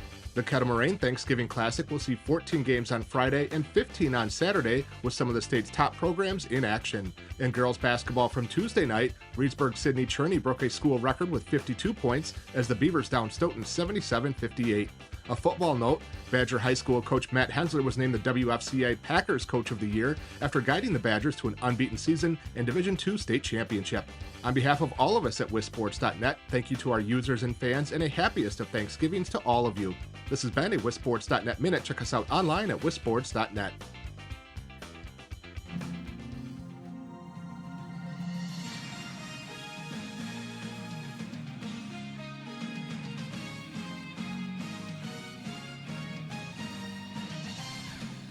And welcome back. It's hour number 2 of the Big High School Sports Show on Bull Falls Radio, 98.9 and 1230, online at bullfallsradio.com, mobile devices, and Alexa by searching WXCO and on the Civic Media app. Along with Jeff Gress, I'm Chad Holmes. And time for our student-athlete guest. We always start off the second hour of the show with our student-athlete guest. And tonight, from Northern Lutheran High School, Mitchell Crockton. Mitchell, first of all, thank you for coming on up. And we're going to explain how big the thanks is in a moment. But thank you for coming on by and joining us this evening. Yeah, no problem. And if you can get a little closer to the microphone, we want to make sure everybody out there can hear you. Number one, and you were talking to Jeff here just a moment ago, that you've come all the way from Rapids here tonight. And I feel terrible about it, number one, because that's such a long drive. So I really do appreciate you coming on by to join us here tonight. Yeah, that's no problem. I've been making the trip for 4 years, so I mean, it's no problem for me. I like driving anyways, so it's good to get out of the house too. So. I guess we're going to start with that because that has to be a challenge both for school and for your athletics as well to have that. I guess number one, it shows again that want to be at Northern Lutheran to take advantage of the opportunities both academically and athletically. But I imagine that it also forces you to be much better with your time than maybe a lot of us others that are much closer to whether we're working or going to school. Yeah, for sure. I get up in the morning. I don't really take a long time to get ready, but then I just got to go get in the car and go to school. So, I mean, I'm just ready. And, I mean, it's a lot of loss of sleep at night, but I just sleep in the car all the time too, so it's pretty nice here. Well, and another thing to add to the challenge is not only the travel time. I mean, we also have him here. He's obviously got a Bucks sweatshirt on. We got him here right during the Celtics-Bucks game. I know. So we'll have to make up for that. But off air, I didn't know that. Looking through the statistics and the research that I do before I come to the show is thinking about that when Wisconsin Valley closed, that you guys possibly picked up some players. And you were mentioning off air that it takes us some time to get to know each other, which is why we're looking forward to getting to practices and getting to our games and the scrimmage being a big deal.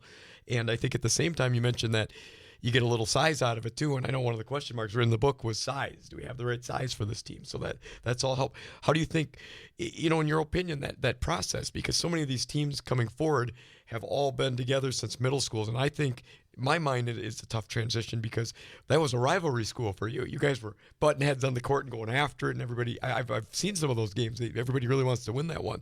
So how big a deal is these early stages of practice and getting together where you go from fighting each other on the court a little bit in terms of who's going to win to becoming allies and teammates? Yeah, so we had a couple of summer practices with them too, and they just kind of jumped right in, and they were fluid with our offense and defense. And in the starting practices of the year, we just kind of they just kind of slide right in, and they're fitting in pretty well so far. And I'm just excited to see what happens in the first game we have.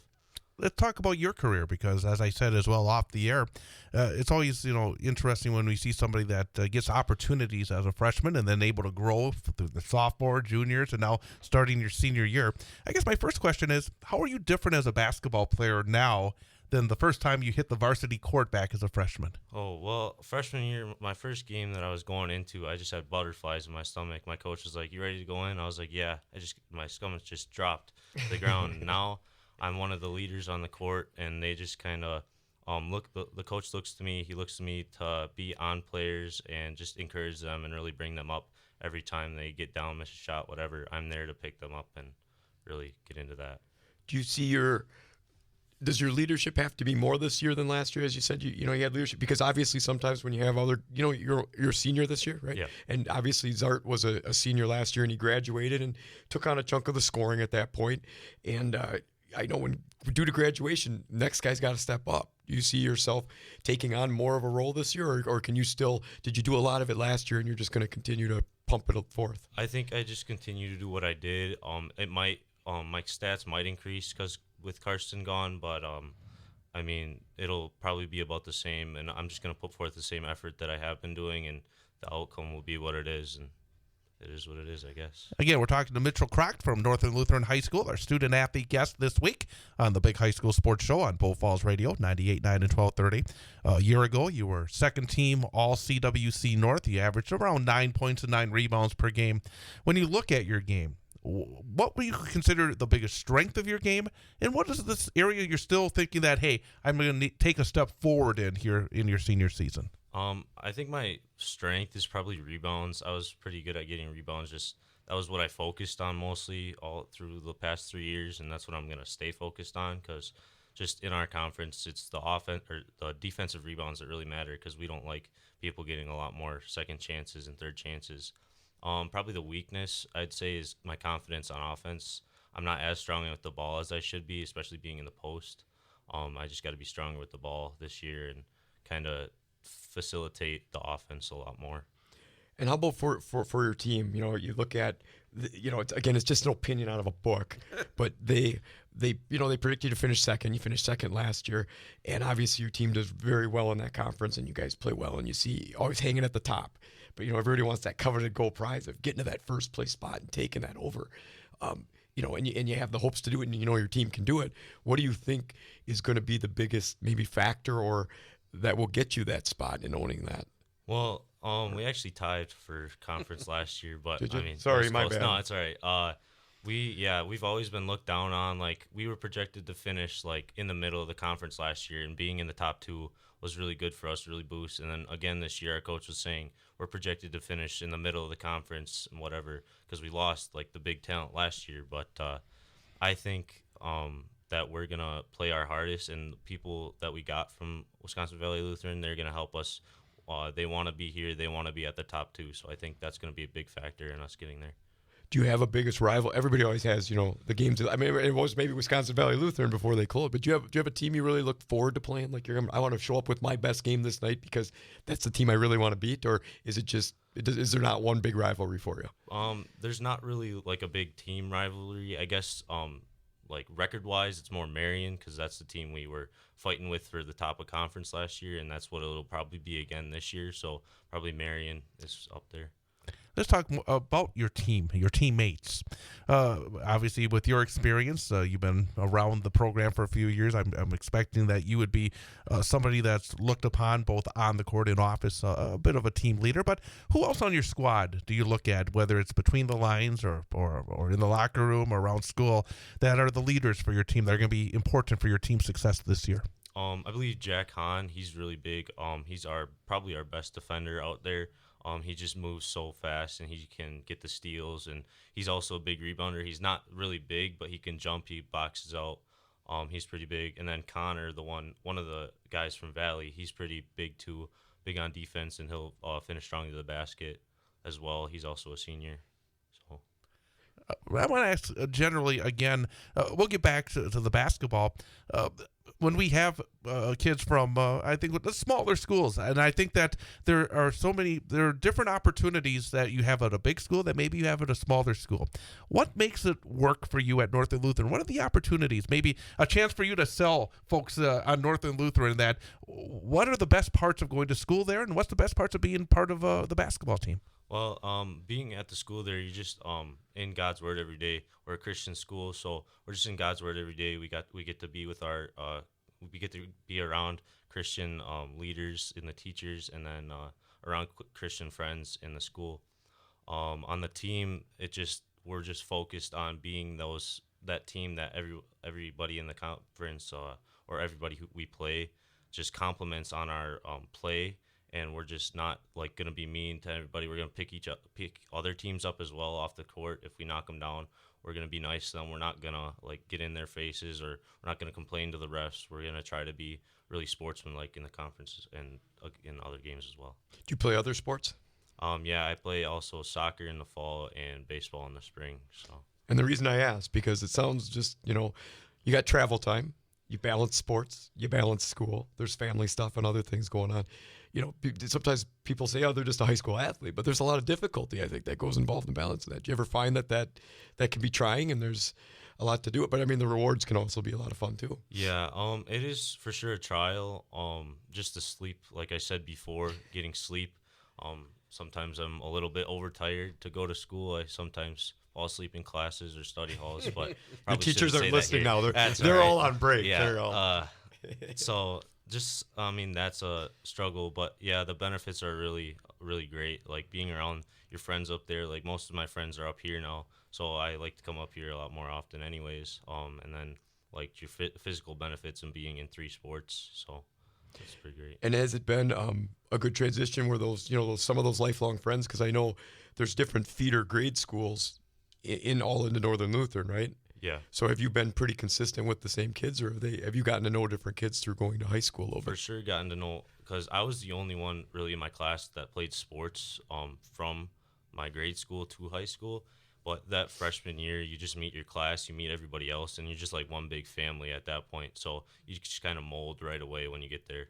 Again, we're talking to Mitchell Croct from Northern Lutheran High School, senior for the boys basketball team here on Bull Falls Radio. What's your favorite class? Probably calculus. It's pretty good. My teacher's really nice there. He's a really good teacher. And as a senior, do you have ideas of continuing your educational career after high school, or even possibly be involved in some sports beyond high school as well, or have you made any thoughts on that? Yeah, I want to go into mechanical engineering, probably Michigan Tech or Milwaukee School of Engineering. For sports-wise, I would probably try out for the basketball team at both if I went to one or the other, or I would just probably try and become a ref, because I've heard that that's a pretty good side gig or whatever to be around. It is. You can do as many games as you want these days because they keep on asking for officials to do these games. Jeff talked about the time that's involved in all this, but when you have the opportunity to get away from either school or sports or whatever, what are the things you like to do? Well, it's hunting week, so I really like hunting up. We've got a cabin up north that's really nice to be around. Fishing sometimes with my brother. I do a lot up north too. I help my dad with his cars sometimes, and just kind of getting out. And I'll jump back to basketball then. What's one of the things you want to see? Each year as a player, I think you self-analyze yourself. What do I want to add to my game? What do I want to create as an individual so that I can make my team better by doing something? Is there anything you look at that from last year to this year you want to do better, something you want to keep consistent, something you really worked on in the summer? Probably driving to the basket more with confidence, because when I would do it last year, years before, I would lose the ball more than half the time, and I want to be more strong with the ball and be able to take it all the way to the basket. Real fast before he keeps delving into the X's and O's. I want to ask one of these generic questions again. You mentioned you're involved in soccer, basketball, and baseball. Nobody's listening, number one. But we always have to ask for the multi-sport athletes. Do you have a favorite sport? Oh, for sure, basketball. Yeah, I just started playing soccer when I got to high school, and it's never been my sport. I had to learn everything freshman year, and it just hasn't really been my sport. And baseball, I played for a while in grade school. I never could really get a hit, but I joined again in high school, and then I became a first baseman. I really liked it there. I still can't hit really great, but I've gotten a little bit better. So, do you feel like your participation in those sports though have made you a better athlete, and they've added to things on the basketball court for you? Oh, for sure. Soccer for sure adds stamina, quickness on your feet, stuff like that. Baseball, it just adds a lot more character to you as well. And generally, as you said, you kind of joined up in soccer later, and in baseball, you had struggles. It can't be easy when you kind of struggle at the plate from time to time, but being part of something that's bigger than yourself, helping your soccer program, helping your baseball program, and then still being able to be part of the basketball program and get your all-conference achievements as well. But being part of something bigger than yourself, is that a reason why you're involved in these other sports that maybe, again, that are not quite at the level of both your love and your ability that you see during the winter? Yeah, I just like being around my teammates in every sport. That's been my main purpose in all sports I've ever played, is just kind of the team aspect of it. I never really liked individual playing. I just always liked being a part of a team, and that cooperation with each other is just a lot better than you just being on your own and trying to do it all yourself. Before I'll give you the last good one. I got one more on sports quick, but I'll give you the last good one. You talk about the excitement you have coming up for that first game, getting to the practicing Friday and Saturday, and meshing as one team from the different schools. Obviously you want the W, but in your mind, what do you want to, against Alma Baycroft, what do you guys want to see on Monday that would say, this is time well spent, we did a good job? What would you like to see out of your team? I want to see us come together again. We had a scrimmage on Monday. We didn't really mesh as I thought we were going to on the first scrimmage, but just seeing us come together. We lost one of our key offensive players to an injury on Monday, so that'll be a hit. But I think if we can mesh our talking on defense and then our transition on offense and run our plays, I think we'll just show up and we'll play to our best, and whatever happens, happens. And our final. Oh, do you have one more? No, you go. I'm good. I'm pointing to you. Okay. Pointing to you to take. You always look like you want to ask more. And I know you always want to ask. Go more. for it. Oh, okay. But we always try to finish up with our student athletes by, especially the seniors, because you've gone through the process. You've gone through a number of years in athletics and in academics. But if you come across a younger member of Northern Lutheran High School who is getting involved in athletics, maybe just starting as a freshman, sophomore in that general area, what piece of advice would you give? What have you learned over these last few years that you can pass along maybe to a younger teammates to help them on their journey as they head towards where you are right now? Just keep wanting to get better. Always when you get the chance, get better at your given sport or all three if you're playing all three, but for sure just want to get better every day and do what you can to get better. Fantastic. Anything else there, Jeff? No, just wish you the best of luck. Looking forward to see how you do on Monday. I'm excited to just hearing what you got to share about us and you as a person and player. Excited to see how your guys' season go and wish you the best of luck going forward in all your games. Thank you. Mitchell Crock from Northern Lutheran High School again. Second team all-conference a year ago, tipping off the new season coming up next week. We're going to come back, look ahead to boys basketball, start delving into what we expect here for our area teams coming up next. I'm Chad Holmes, along with Jeff Gress, the Big High School Sports Show on Bull Falls Radio, 98.9 and 1230. We are the NFHS. That stands for the National Federation of State High School Associations. But really, what we stand for, together with the WIAA, are the 178,000 high school sports students in Wisconsin. And so we stand. We stand for the runners, soccer and basketball players. We stand for their coaches, administrators, and officials. We stand for the swimmers, football players, and wrestlers. We stand for the golfers, softball, and volleyball players. We stand as the national leader and advocate for high school athletics and all who participate in them and make them possible, because it is our purpose to ensure that high school students get to play, perform, and compete together. To learn more about who we are and what we stand for, visit nfhs.org.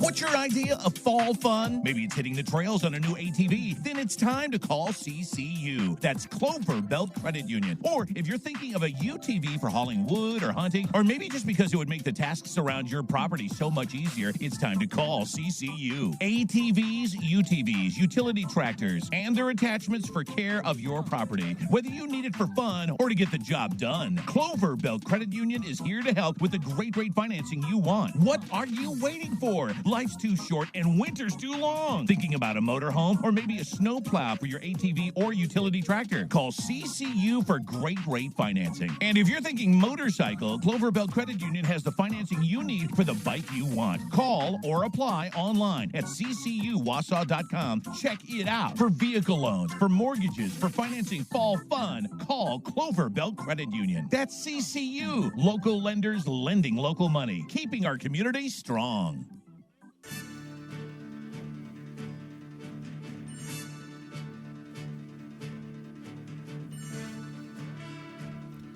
And welcome back. Big High School Sports Show on Bull Falls Radio, 98.9 and 1230, bullfallsradio.com, mobile devices, and Alexa by searching WXCO and on the Civic Media app. And don't forget as well that if you miss any part of the program or just want to listen again, we always post it on our website under the shows page or under the sports page.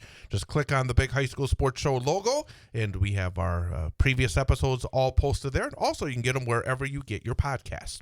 With Jeff Gress, I'm Chad Holmes. And again, you jumped right back in. 3 perfect interviews from you. Yeah, I didn't say for me. I said you get the guess. No, the guests were terrific again, all three of them. Yeah, I love Coach Du Buhr's different way of looking at the statistical analysis of how the playoffs going to go out and the insights on his team, how well he knows his girls. Norbert giving us some insight of future things to come with trying to predict top of these conferences and how well teams are going to do down the stretch, and Mitchell just painting a picture of his team and how it's coming together. As good calls, good quotes, good guests. All good. Let's talk about boys high school basketball. You just spent about 20 minutes talking to Mitchell Crockett about his team and his career himself. Let's talk about the boys basketball. And there was a little bit of action last night, but let's talk generally about the conferences that we usually keep an eye on here in this program from Central Wisconsin. Starting with the Wisconsin Valley Conference, and there's been no action yet in the WVC. It's going to be busy this weekend, obviously, a lot of these teams getting into action. But as you look at the Wisconsin Valley Conference going into the season, any thoughts, I guess, to start the discussion? Well, most of the people I've talked to, when there's teams that are going to improve and jump up a little bit, I think. Everybody's saying Spash is still the early favorite with the return of some of the players they have. I know, just looking online and in the yearbook a little bit, they've got one player back from injury. They've had a transfer in. Yeah. They're going to be tested right away against Bayport, who's always a good basketball program over on that side of the state. Marshfield, the job they've done to win the conference the last couple of years, the last 2 years, defending champions. They got Brooke Hinson back, who's a solid player for them. I look for them to be a top. One of the other teams I'm looking at I think it's gonna make a big jump just because I have a relative on the team and I've happened to catch. Of course, that's because. Well, no, but I've happened to catch that. You're at the. You're so defensive when I say anything. Well, like that. I don't want to play favorites, but I get to see them during the summer a little bit because I go watch some games to support my family, and I'm looking forward to seeing what East can do. They got 5 starters back. They've got a couple of seniors that are going to be in the mix of the rotation and in a good junior class, and I think that returns a very balanced lineup for them. Heavy guard play. They got a big guy. I think that's going to be a big deal. I think you're going to see them make some strides in that conference and vie for playing at the top of that conference throughout the year. And then I think you can never count out. West is always gritty and determined and defensive minded, and sometimes their games go as their offense comes. And interesting to see where Everest is after Marcus Hall is gone. Because I think they have a good strong cast of players there as well. I'm kind of real quickly about Everest. I'm curious because this will be the second year now for Coach Oliver Drake, and he's got a good resume. I mean, this guy who's been around. I think he came in and did a nice job last year, but now it's always when you come in and you have such an established player like Marcus Hall, you probably try to work around that special talent. And now I think we're going to see what Oliver Drake brings to the table. And I think for everything I've heard, a very impressive coach. So I'm kind of curious to see how that Everest program develops, because Everest from time to time have had good players, but it never really clicked, it feels like, on the boys' side like it could at Everest. I'm kind of curious to see how that goes. I think you've painted a really good picture. Like, how are we without Marcus Hall? I mean, because I think Drake is a good coach. I've heard nothing but positives about the job he does over at Everest. Returns 3 starters, which I think is a big deal. And some kids that can put up some numbers. And, Everest, again, has always been kind of, a physical, strong team with a lot of athleticism. And I think when you could I've seen things really happen well, too. Not that, Marcus Hall was great for that team. He did a good job in that program. But I think when it's the next person's turn and you develop less of an individual focus from people that are watching or scouting them to more of a couple of players, I think it can turn the tables and even notch your team up a little farther. So and Merrill, I think, to see. And Merrill, I think, again, I think it's so important to have stability, and I think in both their girls and boys coaches, you got people there that want to be there and build a program. And I think, of course, Troy Pieper with his Merrill ties is somebody that's trying to build that program. Again, not a lot of size for the Merrill Blue Jays, but they're always going to, I think, maximize what they have. Yeah, he's going to put a team out on the floor that's going to be competitive. I mean, that's the way he operates and what he does, and he takes pride in being an alumni from Merrill. And I think his biggest thing is, they don't. The size is going to be something they're going to have to overcome, as well as to graduation they lost 3 double-digit scorers, so that makes a big difference. And I think they got to win a few games, because then Coach Pieper can bring up the point that Mark Miller misspelled Blue Jays in the yearbook. Yeah, I noticed that when I got my book. Yeah, you don't want to see your team's name misspelled. And a big change at Wisconsin Rapids. New head coach. Jack Smalley stepping in for Dan Witter, who did such a great job for so many years, first at Newman and then at Wisconsin Rapids. But it's going to be different now at Wisconsin Rapids. Yeah, the big, Coach Witter, I respect him. He was my coach. We've talked a lot of times, even, over the summer, or saw him in August a little bit, and I just. For me, it's weird to not see Coach Witter there, because he's always standing on that sidelines, and to me, I'm prideful of that, because he used to be my coach, and it's different for me to look at that sidelines and not see him there.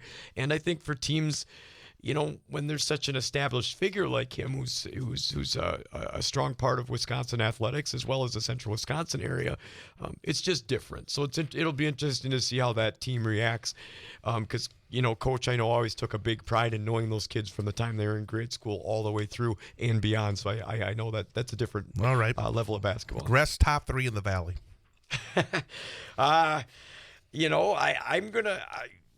I'm gonna go with what the yearbook. I think it's Spash Mark. I was hoping for something. You want to say East first. Come on. No, I never I never. You are just having so much trouble because I keep pushing you. You threw me a curveball. I guess I'm gonna just stand out with Spash to begin with. I think just the lineup they had, some of the things they've added with kids back from injuries and a transfer. It's going to be interesting to see what they can do. But I still think it's wide open. I don't think anything's solidified. I think you're going to see some teams jump up there, and a couple teams have to find their identity. And I guess if you want my top 3, I got Spash, Marshfield, and East. But that's what the book says. Okay. So what's your top 3? Oh man, See, I don't like predicting. Okay. I really don't. I'm going to take that road out the next time you do that. Feel free, but I'm not predicting. Okay, at this go point. for it. I want to see at least a little action before I make the. Well, that's my call, and we'll see if it stands. Okay, great Northern Conference, and Mosinee, I think, is expected to be very good. I mean, you got a kid like Keegan Tershely. Again, a terrific guard, just an outstanding athlete, 3-sport athlete. Medford always tough, but they lost quite a bit this season. Again, I would have a hard time thinking Medford can come all the way back. You got a change at the top at Lakeland. It's been such a stable coaching position for decades between 2 coaches at Lakeland, and now moving from Tomahawk, Jacob Jarvenciu arrives. And you got Rhinelander. We got a little bit of talent back for the Hodags. Northern Pines, boy, it was quite a run for Northern Pines over the last few years. They opened their season last night, and they lost to 3 Lakes 47-41. So obviously it's going to be a rebuilding project for Pines. But any thoughts on the GNC? Well, Pines is hopefully that some of that tradition carries forth, but there are obviously a lot of different teams when you lose those key cogs and in that talented senior class that they had last year, and they've already suffered 1 loss, and then they're jumping in the tournament over Thanksgiving down here in Wausau. Lakeland, all starters were gone, new coach. That can be good and bad. They can change things up a little bit. And I think Rhinelander will jump back into the mix of things a little bit. Coach Lemons up there always gets those kids ready. And again, stability. I think it's so important at the high school level these days, because we see such little of it than we used to. Yep, and he has 3 starters coming back.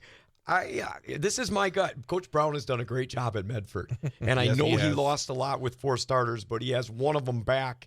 And I'm going to see, I just from what I've seen in their grade school program now, coaching in the youth program at Newman when we played Medford, there's a lot of good things happening there. And I think they might reload a little bit more than people think and vie for challenging for that conference to get Mosinee, who's the early favorite, even though they have to replace Stoffel. But this year, I think, and again, not to put any pressure on Coach Lindsay, but this seems like the kind of year Mosinee has the chips to play. Don't you agree? Yeah, they have a talented roster back. Not only to a lot be of kids back. Yeah, not only to be a good team in the regular season, but I think a team that could be good when we get past that. Right, and I think that's where they want to head. They want to get out of that playoff area a little bit more, make a little farther advancement down the road than they have in years past. And I think, you'll see something out of the gates right away because they're going to challenge themselves. New London on the 24th here on Friday. Merrill South. I mean, there's one of the players in this area that we're going to keep an eye on is Grant Warren for Marathon. Think about the Raiders, though. And I imagine that this is a team, and I'm not a big fan of the old chip on the shoulder, but the way their season ended last year, that loss to Auburndale in the playoffs, has to be something that lit a fire over this veteran marathon group. Well, and now things are out of the way. You can focus on, Grant Warren knows where he's going to school. He's made that decision, and there's, Underwood and is it Huckstrom? What's the other? Oh yeah, Huxtable. Huxtable. You got a good supporting Those two cast were there. here together just a few weeks ago. Yeah. You obviously don't listen during the fall. Well, I do. I just couldn't pronounce his name. I would, even if I would have listened, I wouldn't have pronounced it right. But what I'm saying is, Marathon is the heavy odds favorite from some of the Merrill coaches that I still keep in contact with. That's the team they're tossing out there. So as much as you got a target on your back, and they won the conference last year when it was still loaded with Newman at the top and Auburndale and Stratford. But those teams are going to be hanging around. And I think some of those, you had a bunch of teams again that had 20-win seasons last year. Three out of the top 4 again had 20-win seasons. And that's pretty much how the Merrill would go. So Auburndale, Stratford, I think they're all, going to get a little better too and challenge for that. And you saw what happened last year with Marathon just rolling and doing well. Auburndale came and got another one out just because they're all well coached. What about your neck of the woods? What a finish last season for Newman Catholic. They were able to put it together and earn a state championship. All the starters have gone. Yep. Big task for Newman this year, isn't it? Yeah, it's going to be about, I've used this slogan too many times tonight, but about creating that identity. Who are you guys? You got to figure out, it's one thing to say, yeah, we were part of a state championship team, but now that moment is kind of come and gone. You have that for your life that you can quote and comment on it, but until you earn another one, that's all it was. So I think for Newman, they lost their entire rotation. They're younger, and some of the key guys they're going to rely on are only sophomores, and I think they're going to take some time to grow. Mm-hmm. And I think, along that way, there's going to be some highs and lows, some inconsistencies. But, every time you talk to Coach Walgeville, he has his plan. He knows where things are going and what he wants to accomplish with these guys. But half of it is overcoming that youth, and that can take some time. Central Wisconsin North, we just spent some time again with one of the top performers from Northern Lutheran, Mitchell Crocht, who is a second-team all-conference performer. He spoke about Marion being that team right at the top. It looks like they're going to be good. It looks like Northern has the potential of being good. It did sound like, again, there are some question marks. And again, there's the positives of getting some players from Wisconsin Valley Lutheran, but again, it takes time to integrate. It's not easy. We see it at the pro levels where you get a talented free agent. You think, boy, we're much better. But again, chemistry, you can't underestimate, can you? Well, no, it's like having 2 new kids come out. Maybe they've had a little more basketball talent because they played at the other level, but you got to merge systems. You got to get them in all your strategies, and it's not like they've been doing this throughout their whole high school career. So I'm interested to see when we look at the scores and stuff how they're going to do against Allman in that first game, because there's a little adversity going. Especially, I'm floored or fathom that they go from being big rivalries, Wisconsin Valley Lutheran, Northern, and now they're teammates on the same court. I think that says a lot about the kids though, because he said it's like they were there from day one, mm-hmm. which is a big deal on their personalities and their leadership. But some unanswered questions that way with trying to build that. Plus, they've already talked about key features where guys go down, guys get sick. How are we going to handle that? He said they had a key injury to one of their main offensive players. Next guy's got to step up, and how well they can fill that void is a big deal going forward. And Central Wisconsin East, it looks like the girls, the boys for Wittenberg-Burnham have an opportunity to do some good things. And the thing about Whitburn, you see these names. You see names on the girls. You see names on the boys. You see Rogowski on the boys' side. Yep. The coach, Rogowski, who happens to be the superintendent, yes. isn't he? Yeah. Yep. So it's like you got Salveson, who's the outstanding sophomore girl. You got a senior boy that's expected to be one of their top performers. And you got a couple of Frazas who seem to be there all the time as well. But this CWC East is always very interesting. If you look at last year, you had Shackton 11-3. Nobody else better than 9-5. But you go from the only team at the bottom, Iola, who did not win a game, second to last, won 6 conference games. You don't see that very often in a big conference. You had 8 teams in that conference, and they were knocking each other off all the time, and that tends to be the case with teams like Bonduel and Wyowega and Shiocton and Amherst. These are very evenly matched programs. Again, I use that term programs as opposed to teams. Right, and it's constant. It's from top to bottom. It's a war, which is what you want within your conference on any given night. Because number one, your players can't take a night off. You can't say, well, we're going to play the last place team. No, we're going to play this team that has this many wins, and they're going to come in and give you a fight just like we're playing the second place team that we're trying to kick off our backs here. So I think it's a big deal when the conference wails on each other like that. That pattern that you described is exactly what you see. It's going to be who can find that consistent play.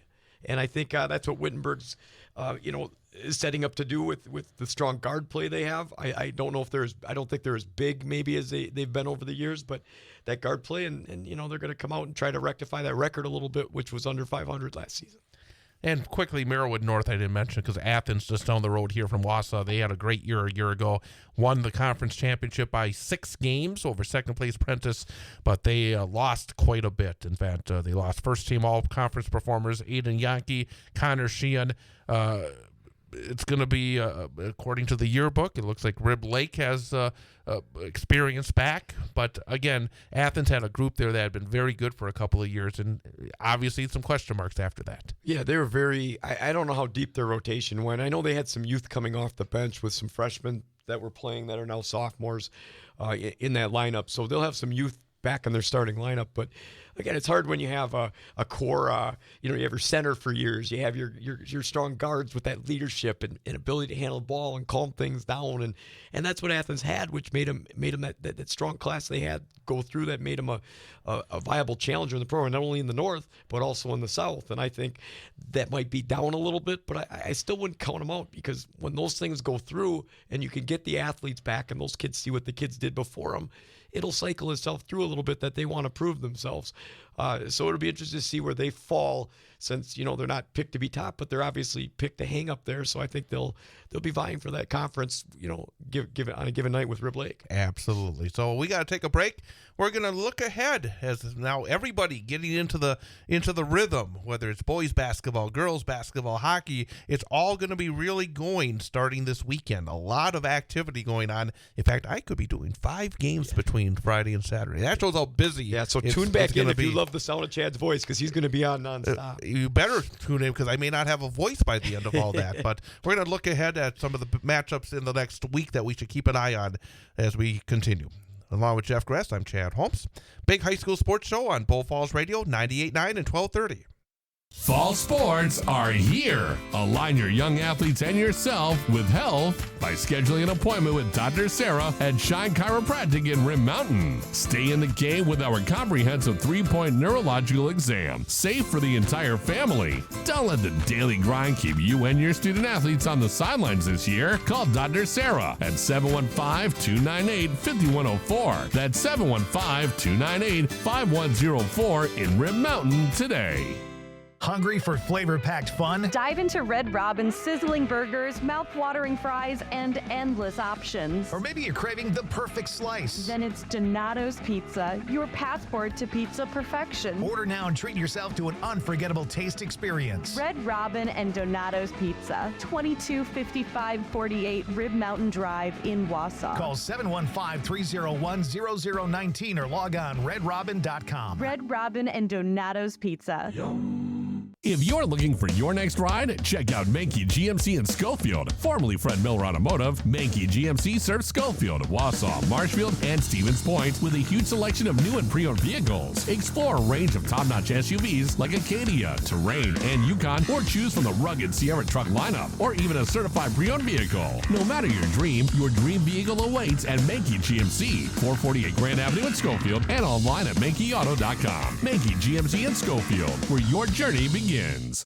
Take your career to the next level with Graphic Packaging International. Work with a team to make Hot Pocket sleeves and the food trays you find at our local fair. Join the GPI team and experience the benefits of one of the highest paying manufacturers in the area, starting at almost $22.55 per hour. Enjoy job security, a clean facility, and an excellent benefits package, including a week of vacation after 4 months and 2 weeks after a year. Apply today at graphicpkg.com and elevate your career with Graphic Packaging.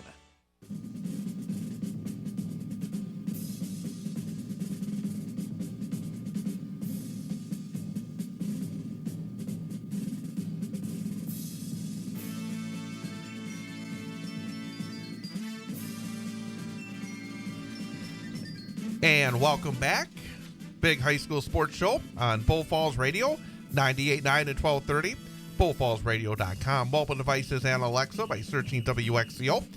Along with Jeff Gress, I'm Chad Holmes. Let's look ahead. Boy, I mean, we got this last segment. We got a lot to get through in this last segment. But let's start with the boys because we have, again, busyness because there's a lot of tournaments going on. If you're a basketball fan here in Wausau's area, between DC Everest, Wausau East, and Wausau West, you will get as much as you can possibly get and then some. Because literally at Everest, I think you can get 8 games if you just sit there in that field house from 9 a.m. until about 10 p.m. Of course, you got the East has double headers, West has the turkey shoot. Lots going on. And some teams just have a random one non-conference game built in so their team gets a little action. But I think if you can get out to any of those games and support our local high school athletes, it's a big deal. Let's talk about the turkey shoot at Wausau West first. You got Newman Catholic against Northern Pines. And you got Wausau West against Crandon. Those are semifinals Friday. I'm doing hockey Friday night. I'll do the boys basketball, both games with Newman and West on Saturday. But I think for Wausau West, looking at those teams, Warriors need 2 wins, in my opinion. Putting the pressure on right away. Yep. Well, I think, you want to see what this year's teams it comes out at, who they kind of become those nights. I think a 2-0 start is right what Coach Lemons wants. I've just seen West over the years too many times. They're going to have a grittiness, a finesse on the defensive side, and I think sometimes their biggest question mark is who's going to step up and put the ball in the hole consistently. And we've seen it over the years when somebody gets a little cold that has been their consistent scorer, who's popping up next. And I think to drive home that offensive side of the basketball is going to be a big deal for them. But those are 2 winnable games. And Pines and Newman, that was one of the great games last season. That first game at the turkey shoot where Newman hit a triple at the end, Seidel, right? Yeah, Seidel hit the triple to win it. 2 really experienced teams a year ago, 2 very experienced teams this year. That's going to be an interesting game. Right there is it's youthful. I mean, both those teams have lineups that they've had these strong senior classes where the whole lineup was all those guys in there graduated and gone. And again, what was established last year is no longer this year. So I think that's a crucial game for both of them to kind of show who they are. They both should want that game really bad. Who's going to pull it out? There's just both a lot of question marks on both teams due to the inexperience. So I think it's going to should be a war that night at that game. Fun one to watch. DC Everest is part of the Kislow tournament over at their field house. Most of it is girls. A lot of girls basketball, but then both Friday evening and Saturday evening, the Evergreen boys in action. Friday against Superior, Saturday against Eau Claire North. I mean, obviously, those are nice matchups against similarly sized teams, Division I opponents. Good non-conference games for Coach Drake to start things off with. Yeah, I think it's the right way heading into the season to kind of establish, the season without Marcus Hall. And then they go to Floppin on Monday, so a very busy few days. Yeah, I think these are going to be good games to showcase themselves as a little bit different looking team because there's more players that are going to take on these leadership roles, these scoring duties because you've lost such a heavy punch in the one player that you had. And looking to kind of spread their wings and shine a little bit. So I think early on, Superior and Eau Claire North are good games for Everest. And then Wausau East has a couple of games at home Friday and Saturday, taking on Elko on Friday. And then Wausau East takes on 3 Lakes on Saturday. 3 Lakes beat Northern Pines last night in their opener. But for the Lumberjacks, as you talked about, expected to be, I think, in the top half of the WVC, hoping to make some noise. These are 2 winnable games.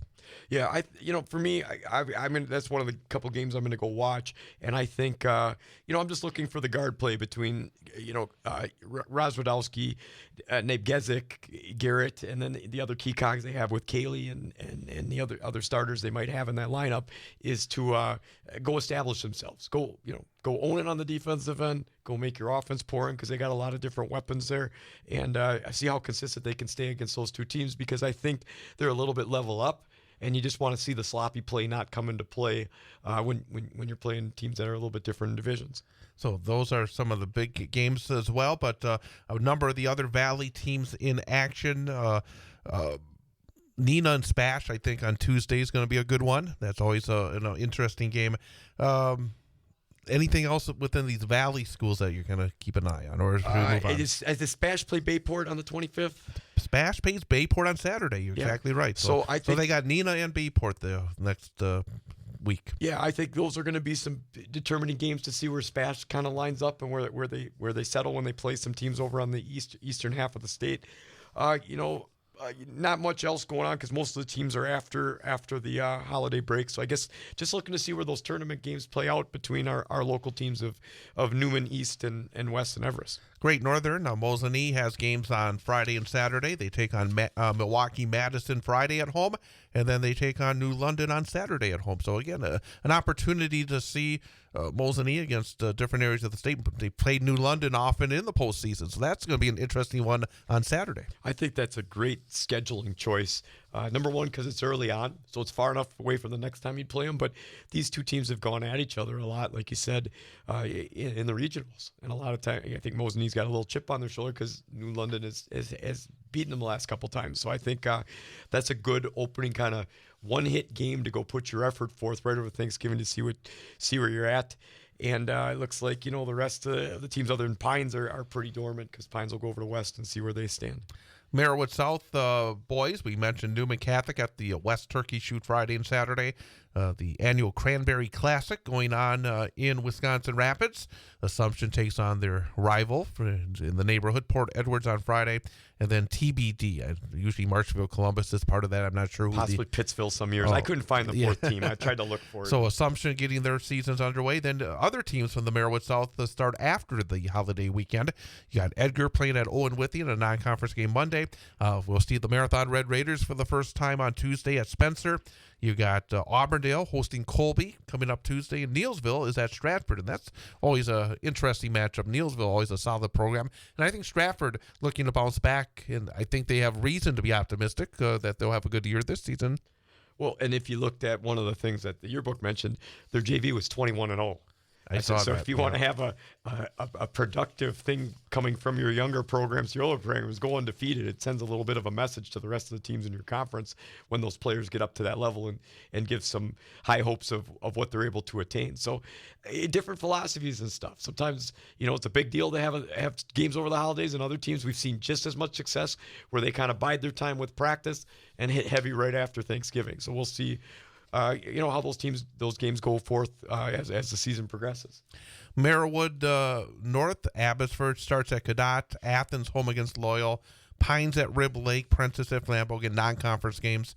We mentioned in the CWC North, the Northern Lutheran starts their season off Monday at Elman Bancroft, and CWC East boys, Whitburn, is taking on Antigo at home Monday, and then they're right back at it at Pulaski on Tuesday. So any other boys matchups that kind of jump out, or anything else you want to talk about?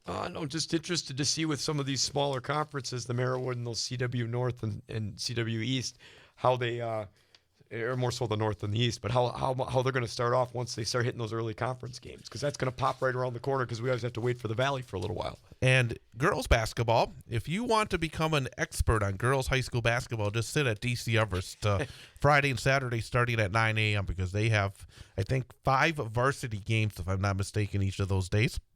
I'll be at Everest on Friday when Wausau West takes on Newman Catholic. Both schools looking for their first win under new head coaches. We'll have that game 2 o'clock on Friday for the pregame, 2:15 for the tip. Black Friday afternoon action. Love it here on Bull Falls Radio. So skip shopping and get over and listen. There you go. Or just, put on the earplug, Yeah. You can walk around the shop as well. But at that Kislow on Friday, you got Wausau East against Gresham at 9. You got Wausau West against Newman Catholic at 2:15. You have DC Everest against Regis at 4 o'clock. Spash is involved in the Brookfield Central Thanksgiving shootout Friday against Kettle Moraine Lutheran. And then these teams also in action in their respective tourneys on Saturday. West takes on Mosinee, I think an interesting game at 10:45 a.m. Saturday. East and Newman. So Newman gets West on Friday, and then it's East on Saturday at 4. Everest against Rhinelander Saturday. That's, I think, another interesting non-conference game. And then Spash has Milwaukee Academy of Science, and they were at state, weren't they? I remember. Yeah. So Spash again in that Brookfield Central Thanksgiving shootout. And then next Tuesday, East against New London, Merrill against Shawano. Again, we heard that would be an interesting non-conference game. And Marshfield against Baraboo. But these Valley girls teams get a lot of action, much of it at DC Everest this weekend. Well, and just for them stepping out into these teams that are from different areas of the state and seeing some of that and building their non-conference resume in order to get ready for Valley play when that pops up. As far as kind of the local teams, it's kind of neat to see it all come back where Newman's playing East and they're playing West.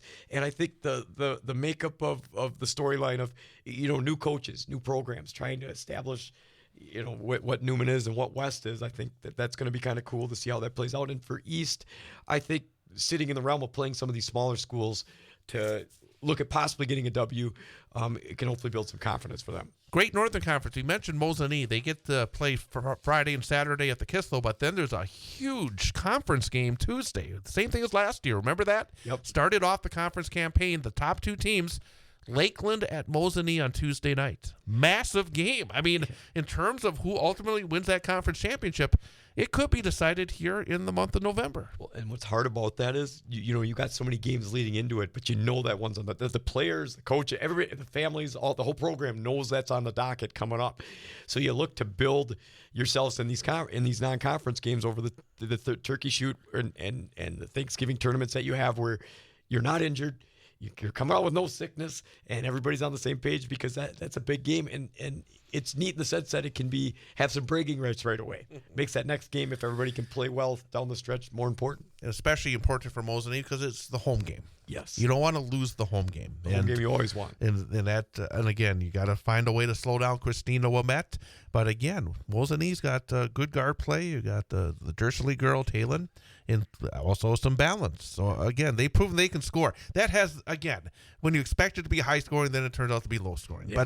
But boy, you got some offensive firepower. That looks like it'll be a fun game on Tuesday. And Lakeland has a solid supporting cast and some height. So yeah, it's going to be the tale of two different teams running to the best of their players' abilities. Absolutely. Merrill South, again, interesting how the Merrill South already has so much conference activity done. A couple of big wins for the Assumption Royals. I think a good start because Auburndale was supposed to play Stratford last Thursday, but because Stratford was in the state football, they postponed that. So both Auburndale and Stratford 1-0 to start things off. Now they get into some non-conference. Mention the fact that Newman has West and East Friday and Saturday, respectively. Assumption will be part of that Cranberry Classic against Nakusa on Friday, then to be determined on Saturday. And then non-conference games next week. Edgar travels to Spencer, Stratford at Poynette, Auburndale at Columbus Catholic, and Whitburn at Marathon. So, again, it's almost like a deep breath after you had that big start in the conference with two conference games so quickly. Yep. Now these teams, I think, it's an odd schedule because now they get a chance to kind of work their teams to get ready for the next push of conference games. Right. It's definitely it can go both ways. It can go good and bad both ways because you get that little layoff, and if you've gained some momentum, you don't want a ton of layoff. You want to keep rolling your games, just tweaking things. But if if you're struggling and you need to really refine some things, you can get the practice time back in. So it goes both ways. I'm curious a little bit to see how Marathon can pop back and go against Wittenberg. What are they able to do on Tuesday versus them? And CWC North, wanted to mention that Northern Lutheran gets their season underway at Rosholt next Tuesday. So we'll start to find out a little bit more about the Northern Lutheran squad. And before we wrap it up, we got about 3-4 minutes to go.